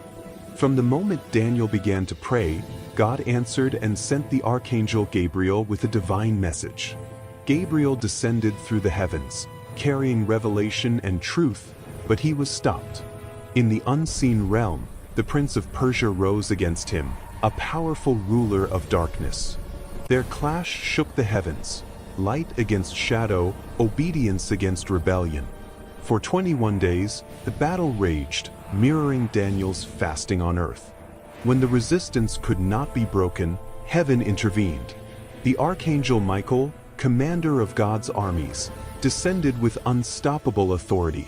With a single strike, he shattered the hold of the Prince of Persia and opened the way.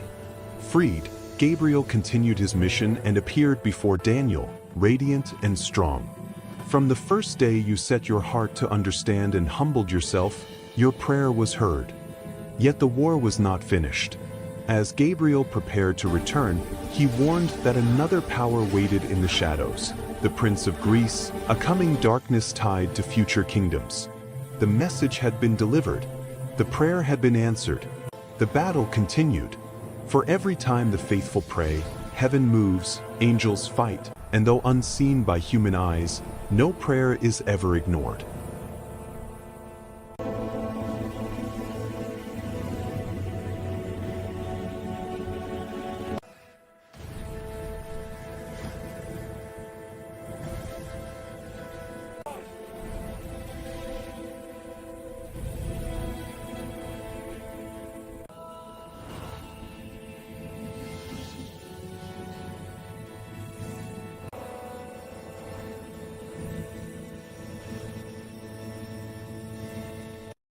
Under the broom tree, the desert showed no mercy. The sun burned high above, and the silence pressed heavily on the land. The prophet Elijah, exhausted from the long journey and the weight of his calling, finally collapsed beneath a solitary broom tree. His strength was gone. His spirit felt empty. "Enough, Lord," he whispered. "Take my life." There, between sand and shadow, Elijah fell into a deep sleep, overwhelmed by weariness and despair. Then a gentle touch awakened him. An angel of the Lord stood beside him, not with judgment, but with compassion. The angel spoke softly, "Get up and eat." Beside Elijah lay freshly baked bread and a jar of water. He drank and lay down again. A second time, the angel touched him and said, "Get up and eat, for the journey is too much for you." Strength returned not only to Elijah's body, but to his soul. He rose and began to walk. For 40 days and 40 nights, he traveled through wilderness and silence, until he reached Mount Horeb, the mountain of God. There, Elijah understood that he had never been alone. And so it is with us.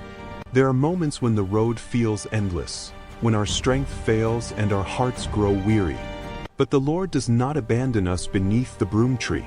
He comes near, gives us what we need, and walks with us, until we are strong enough to continue. You are not alone. You never have been.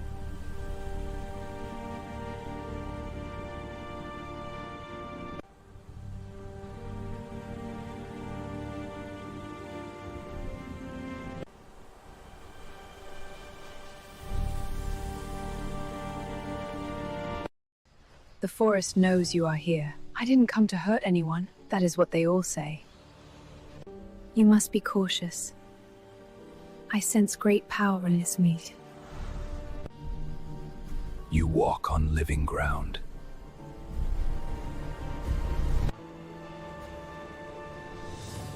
We are not separate from this world. Weapons hot, eyes open. This planet is watching us. Sir, the ground is glowing. You walk on living ground, metal beings. We're not here to fight. Captain, they're everywhere. Your fear shines louder than your weapons. This planet reacts like a nervous system. Then we're cutting deep. The Sky Invaders do not listen. then the world must answer. I was trained to destroy, not to feel this. Now you hear the planet breathe. Command orders full strike. There are villages out there! Defend the heart! They're everywhere! You have killed a memory older than your stars. Call it off. We finished the mission. I choose life. The Cyclops is the giant with a single eye, a colossal creature born from ancient myth, brute force, and isolation. Legends describe it as an enormous being with one gigantic eye in the center of its forehead, an eye that watches without mercy and never sleeps. Its body appears to be made of living stone, muscles hardened by endless labor and survival. The Cyclops lives apart from the world of men, dwelling in caves and desolate lands. It does not farm. It does not build cities. It hunts. It survives. It endures. Feared by humans and gods alike, the Cyclops represents power without law, strength without civilization. Yet it is not a mindless beast. It knows fire. It forges. Remembers. In ancient times, the Cyclops was both monster and craftsman, creator of legendary weapons, master of iron and thunder. Its single eye symbolizes brutal focus, seeing only what stands before it, prey, threat, or challenge. The Cyclops is not evil by nature. It is ancient, it is alone, and it is unstoppable. Saving your friend in a zombie apocalypse during a journey through the pyramids of Egypt. The scorching sun hangs over the pyramids of Giza as your journey turns into a nightmare. What was once a place of wonder becomes a battlefield when the dead rise from ancient tombs. Mummified zombies, wrapped in torn linen and covered in sand, emerge from hidden chambers beneath the pyramids. Your friend is separated from you inside a collapsing passageway beneath the Great Pyramid. Their voice crackles through the radio, filled with fear. You rush through narrow corridors lined with hieroglyphs, using torches and flares to light your way as shadows move along the walls. Zombies pour from secret tunnels. You push fallen stone blocks, slide down sand-covered ramps, and seal doors just long enough to survive. Deep inside the pyramid, you find your friend trapped near an open sarcophagus as the ceiling begins to collapse. You pull them free and run. Stone crashes behind you, burying the undead in dust and darkness. Together, you escape into the open desert as night falls. Under the moonlight, the pyramid stands silent, ancient witnesses to yet another apocalypse. You survived because you never left your friend behind.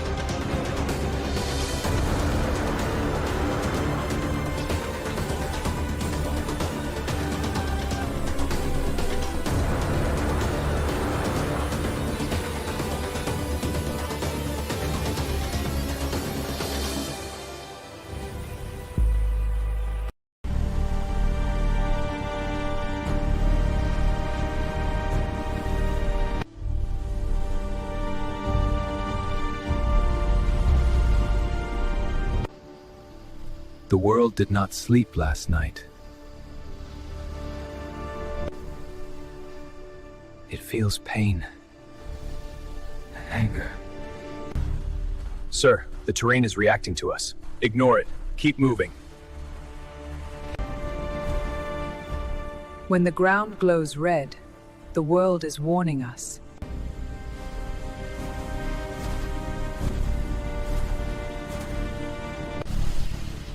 Increase extraction speed. The planet doesn't like this. It's responding. Is this the planet doing this? No, this is the planet waking up. A guardian has risen. That thing wasn't on the scans. Target it. Do not fire. If we shoot, we start a war. Then we finish it fast.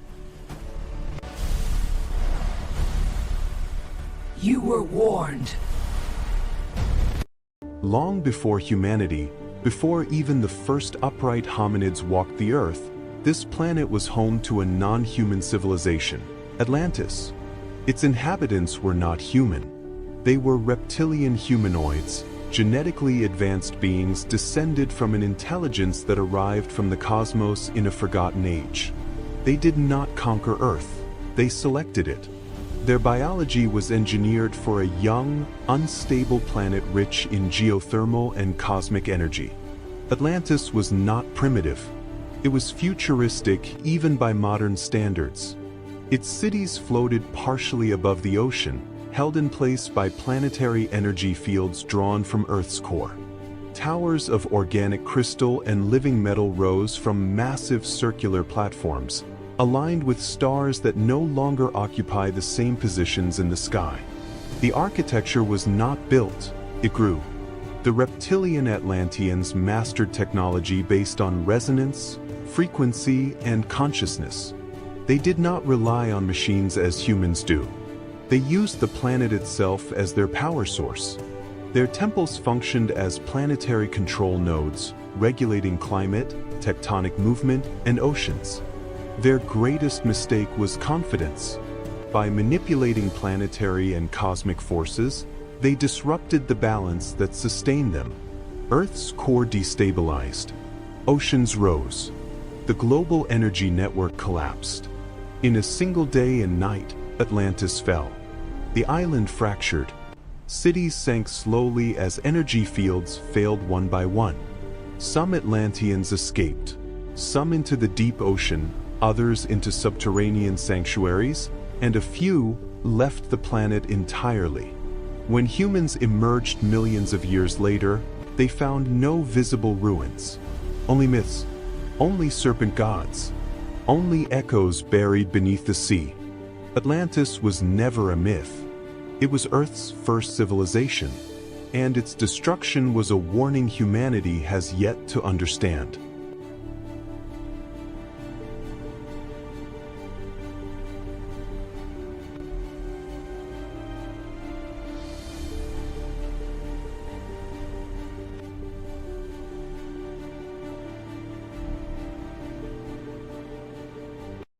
Before he became a hero, Hercules was marked by the hatred of the gods. Son of Zeus, king of Olympus, and a mortal woman, he was born with a strength the world was not ready to face. From the moment he was born, his fate was sealed. Hera, consumed by jealousy, tried to kill him by sending two giant serpents into his cradle. He did not cry. He looked at them and crushed them with his bare hands. Years later, Hercules grew into an unstoppable warrior, loved by the people and feared by his enemies. But tragedy struck when Hera, in a final act of cruelty, clouded his mind. Driven mad, Hercules committed the greatest sin of his life. He destroyed the ones he loved most. When the madness faded, only silence remained and guilt. Broken and desperate for redemption, Hercules begged for punishment. The gods answered with a sentence: 12 impossible labors, trials no man should survive. He slew the Nemean lion, whose hide could not be pierced. He defeated the Hydra, cutting off heads that grew back stronger. He descended into the underworld and returned alive, dragging the fearsome Cerberus into the light. Every battle bled him. Every victory brought him closer to death and closer to legend. In the end, Hercules was no longer just a man of strength. He became proof that even gods can fall and that humans can rise. When his mortal body finally died, the gates of Olympus opened. Zeus called him home, and the man who suffered like no other ascended as a god. Because Hercules was not great because of his strength. He was great because he fell, paid for his guilt, and never stopped fighting.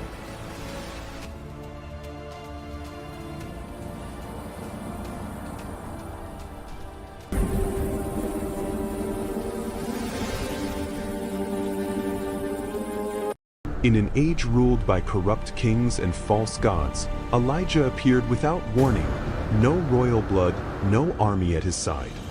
He stood before King Ahab with a voice that burned like fire and spoke an impossible judgment. There will be no rain or dew except at my word. And the sky obeyed. The land cracked. Rivers dried. Fear spread through the kingdom. While the people searched for answers, Elijah vanished into the wilderness. There, when food and water no longer existed, God sustained him through ravens, bringing bread and meat day after day. Faith became survival. But the greatest test was yet to come. On Mount Carmel, Elijah stood alone against 450 prophets of Baal. One man versus hundreds. Two altars. Two gods. One eternal question. Who is the true God? The false prophets shouted, danced, and cut themselves, but nothing happened. Silence. Then Elijah rebuilt his altar, soaked it with water, when water was more precious than gold, and prayed once. Fire fell from heaven. Flames consumed the sacrifice, the stones, and even the dust. The people fell to their knees. Power was exposed. Truth was undeniable. Yet even after victory, Elijah faced fear, exhaustion, and despair. He fled, hid in a cave, and asked to die. And there, God did not come in the earthquake, or the wind, or the fire, but in a gentle whisper. Elijah learned that true strength does not always roar. Sometimes, it guides quietly. His story did not end in death. It ended in ascension. A chariot of fire descended from the heavens, and Elijah was taken alive, wrapped in flame and wind, leaving behind a legacy that still burns. Elijah was not just a prophet.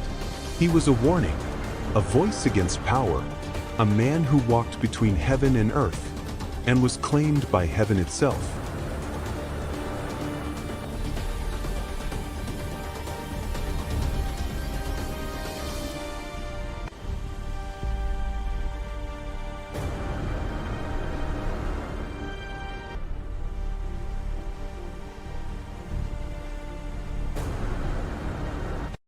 The slave who conquered the heart of the Roman people. He entered the arena in chains. No armor polished with pride. No name worth remembering. Only a number and the weight of slavery. His name was Cassion. He was not born a warrior. He was taken from his land, sold, beaten, and trained to die for entertainment. To Rome, he was nothing more than another body for the sand. But from his very first fight, something was different. Cassion fought not with rage, but with heart. He protected fallen opponents when he could. He saluted the crowd, not as a beast, but as a man. And the people noticed. Each time he returned to the arena, the cheers grew louder. Not because he was cruel, but because he was human. In one brutal match, Cassion faced a young gladiator barely able to stand. The crowd demanded blood. But Cassion lowered his sword and stood between the boy and death. The arena fell silent. Then applause. Slow at first, then thunderous. From that day on, Cassion was no longer just a slave. He was acclaimed by the arena. His greatest battle came against a ruthless champion, feared across Rome. The fight was savage. Cassion was wounded, bleeding, barely standing. Yet the crowd rose to its feet, chanting his name, not for violence, but for courage. With one final strike, Cashin won. He collapsed to his knees, alive. The emperor stood. The chains were removed. Freedom was granted. Cashin did not raise his arms in triumph. He looked to the crowd, the people who had given him something greater than victory. They had given him dignity. And so Rome remembered him not as a slave, but as the gladiator who conquered its heart.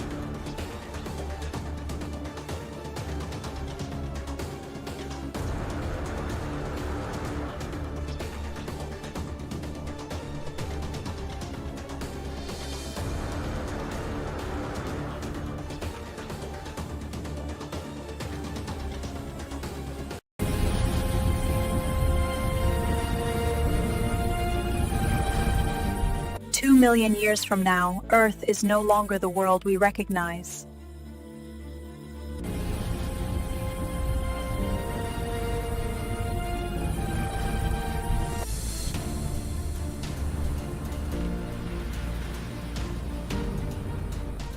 In scorched deserts, colossal creatures evolved to survive extreme heat and radiation.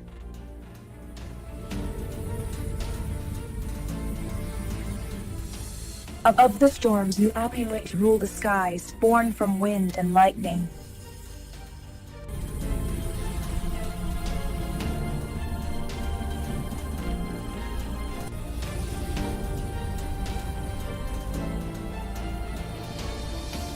In the darkest oceans, life grew larger, slower, and more ancient than ever before.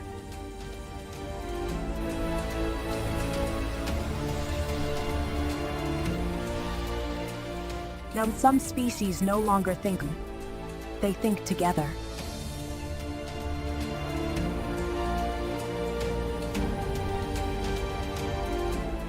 This is science fiction. This is fun. Given time holds.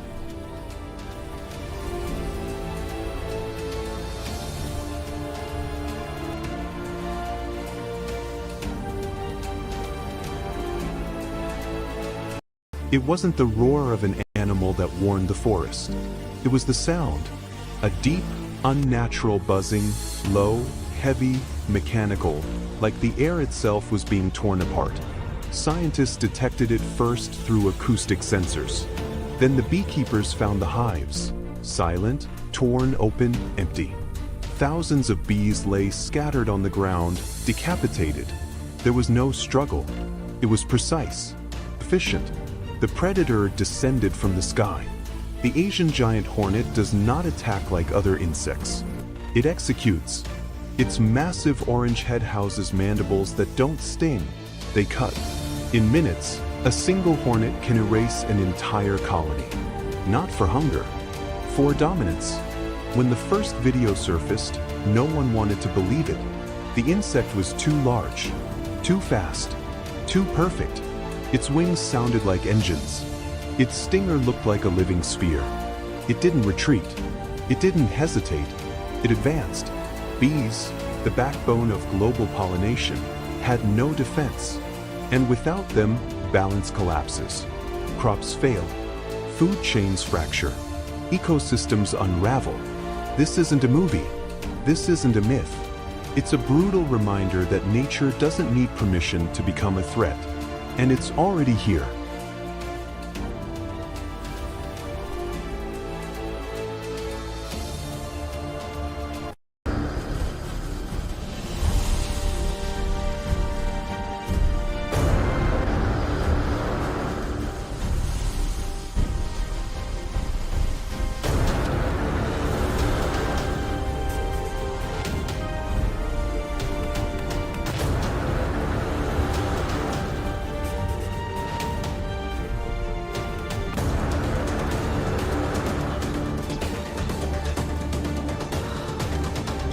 The creatures left outside the ark. Before the first rain fell, the world already felt its end approaching. The sky gathered in heavy silence, clouds pressing low over the land, while Noah worked on the ark, guided by a voice older than memory. Animals arrived two by two, lions, birds, cattle, wolves, moving calmly, as if the earth itself was leading them. The ark was not yet a refuge from water, but a boundary between what would be preserved and what would not. From the forgotten edges of creation, other beings appeared. Giants walked from the hills, their footsteps shaking the ground. Hybrid creatures emerged from forests and ruins, forms never meant to endure. They watched the ark with fear and expectation, believing they too belonged among the saved. They were wrong. The ark did not open for them, not because of their shape, but because of their origin. As the rain began, the sky broke open. Water fell in endless sheets, rivers burst their banks, and the world dissolved into motion and sound. Animals outside struggled against the rising flood, while inside the ark, order remained. Wood groaned under the pressure, but it held. Within the ark, common creatures rested, breathing, shifting, surviving. Warm light flickered along wooden walls as the storm raged beyond them. Outside, the rejected ran, flew, roared, and disappeared beneath the rising waters. Some legends say not all of them perished, that a few found caves, depths, or places untouched by the flood. And that is why, even now, humanity tells stories of monsters. Not as myths, but as memories of those who were left behind.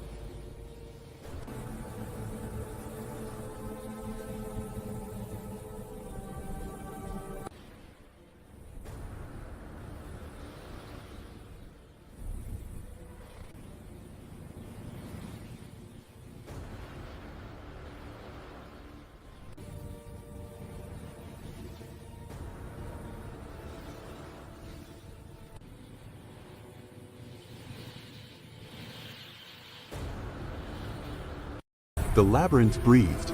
Every stone wall sweated fear, every corridor seemed to shift and change. No one entered without losing something, or losing everything. At the heart of Crete, beneath the palace of King Minos, lived the Minotaur. Half man, half beast. A monster born from the punishment of the gods and fed with the blood of the innocent.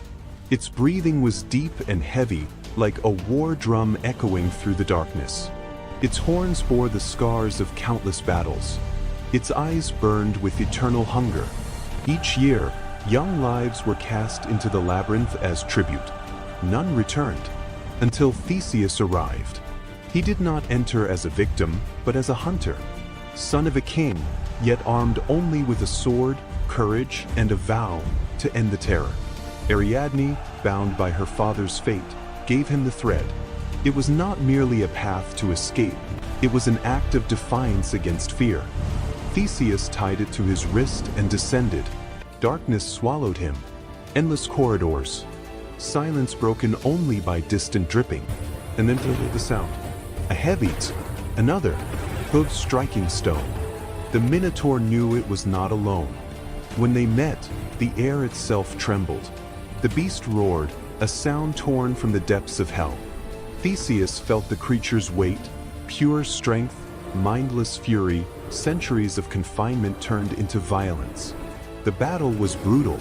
The Minotaur attacked like a storm, charging, shattering walls, trying to crush the intruder.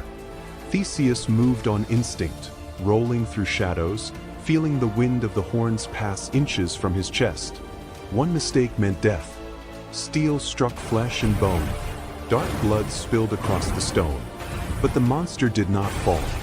In a brief moment of stillness, Theseus saw more than rage in the beast's eyes. He saw pain. He saw loneliness. A life condemned from birth. He did not hesitate. With a final cry, he drove the blade into the Minotaur's heart. The last roar shook the labyrinth. The beast collapsed, and with it, the fear that had ruled Crete for generations. Theseus stood alone, breathing amid ruins and blood. He was not merely a victor. He was a symbol. For thousands of years, humanity has looked to the sky searching for answers.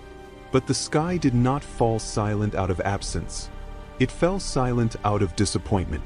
When the gods first descended, they did not come as conquerors. They came as teachers.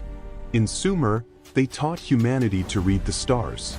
In Egypt, they taught stone to defy time. In Mesopotamia, they gave writing so memory would survive death. They did not ask for worship. They asked for balance. But humanity learned quickly and forgot even faster.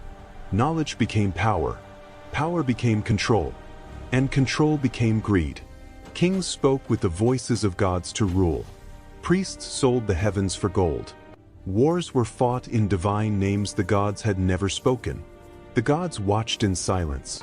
They saw temples built not to honor, but to dominate. They saw sacrifices offered not from necessity, but from fear. They saw sacred knowledge used to enslave one human by another. And then came the final betrayal.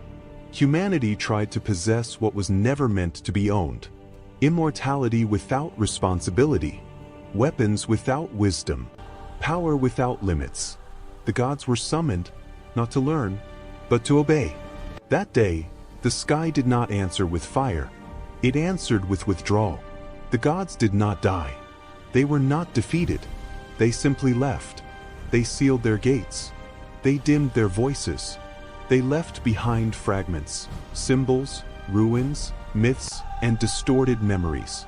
Not as punishment, but as a warning. For they understood something terrible. Humanity was not ready to be guided, only to command. And so the sky has remained silent. Not because it is empty, but because it is watching from afar.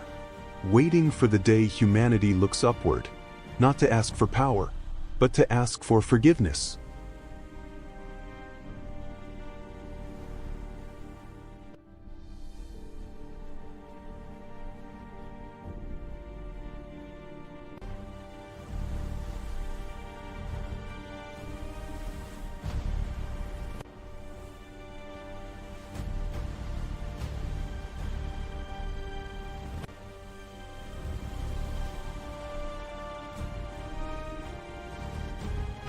The Garden of Eden was never a paradise. It was a restricted zone. What ancient texts later described as rivers of life and sacred trees were, in reality, energy conduits, biodomes, and genetic control systems. Eden was a high-security biological laboratory built on Earth more than 200,000 years ago by a civilization that descended from the sky, the Anunnaki. The forbidden translations of the Sumerian tablets do not speak of gods. They speak of engineers, scientists, and overseers. And they speak of an experiment, the Adapa project. Humanity was not created. It was designed. The Anunnaki arrived seeking resources, gold, rare elements, biological materials.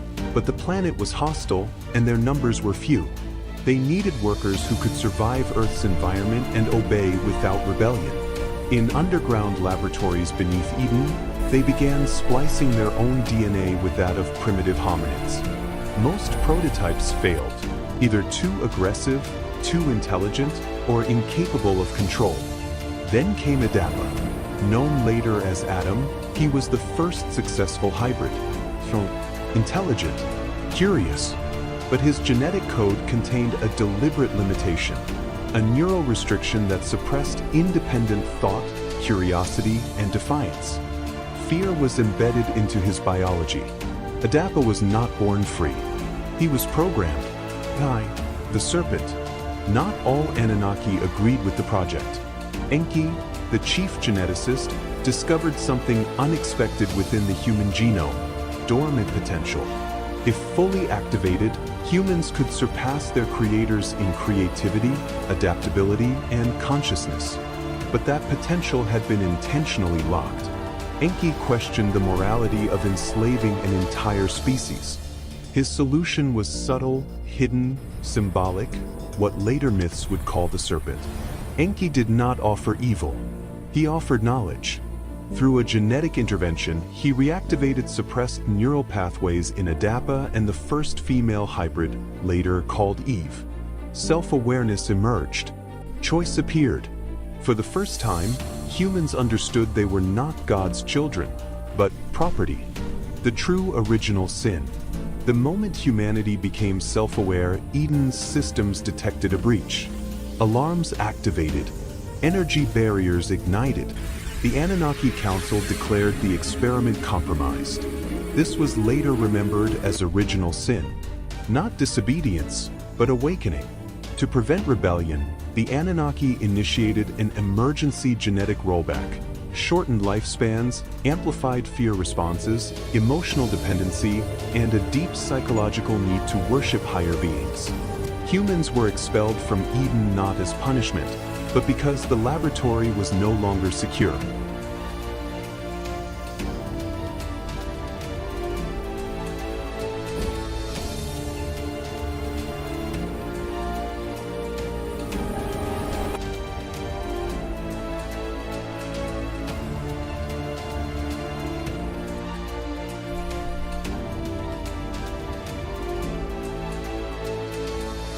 Before she became a monster, Medusa was a woman.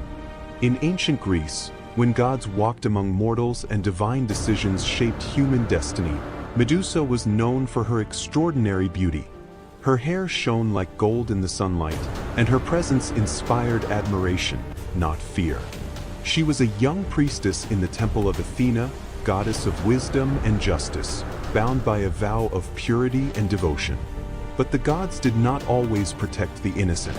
Poseidon, god of the sea, desired Medusa. One night, inside Athena's sacred temple, he violated her. The crime took place where holiness should have guaranteed safety. When Athena discovered what had happened, her anger did not fall upon the god who committed the act, but upon the mortal woman who had no power to resist. Whether from pride, rage, or divine cruelty, Athena chose punishment over mercy. Medusa was transformed. Her beautiful hair twisted into living serpents, hissing and writhing without rest. Her skin turned pale and cold, and her eyes were cursed with a terrible power. Anyone who looked directly at her would be turned to stone. Cast out and condemned, Medusa was exiled to the edge of the world. There, she lived alone among ruins and shadows, surrounded by stone figures of men and beasts who had crossed her path. They were not trophies of violence, but silent graves, victims of a curse she never chose. Over time, the world forgot the woman and remembered only the monster. Heroes spoke of her danger, not her suffering. When Perseus arrived, sent by the gods, he did not see the broken priestess beneath the serpents. Using the reflection of his shield to avoid her gaze, he struck while she slept and cut off her head. From Medusa's blood sprang Pegasus, the winged horse, and Chrysor, proof that even from injustice, something divine could be born. Her severed head, still powerful, was used as a weapon by Athena herself. Thus, Medusa passed into legend as a creature of terror. But those who know the truth understand this. The Nephilim, giants before the flood. Before the Great Flood, the world was already falling. In the ancient days, when humanity still feared the heavens, the Watchers descended. They were not sent as messengers, but fell by their own will, powerful angels who abandoned their place and crossed an eternal boundary. They looked upon the daughters of men, and desired what was forbidden. From that union came the Nephilim, giants of overwhelming strength. Their footsteps shook the earth and their voices thundered across the land. Where they walked, men fled. Where they ruled, mercy vanished. They built massive cities, raised stone thrones, and declared themselves gods among mortals. Their hunger was endless. Their pride knew no limit. War spread across the earth. Blood stained the soil. Violence became law, and creation itself groaned beneath their rule. What was meant for life was twisted by corruption. From the heavens, judgment was pronounced. The Watchers were condemned and bound in darkness, but the Nephilim remained, defiant, mocking the coming destruction. They laughed at warnings and trusted in their own strength. Amid this world of giants and ruin, Noah walked in quiet obedience. While the Nephilim feasted and humanity mocked, he built an ark beneath clear skies, guided by a voice only he obeyed. Then the day arrived. The sky broke open. The fountains of the deep burst forth. Rain fell without mercy, oceans rose, and the earth trembled. The giants ran, fought, and roared, but even their power could not stand against the waters. Towers collapsed. Cities vanished. The Nephilim were swallowed by the flood. When the waters finally withdrew, the world stood silent. The giants were gone, but their memory remained. For the story of the Nephilim is not only a tale of the past, it is an eternal warning. When pride rises above the heavens, creation itself will rise to restore the boundary. And so ended the age of giants, buried beneath the waters of judgment, yet echoing through time.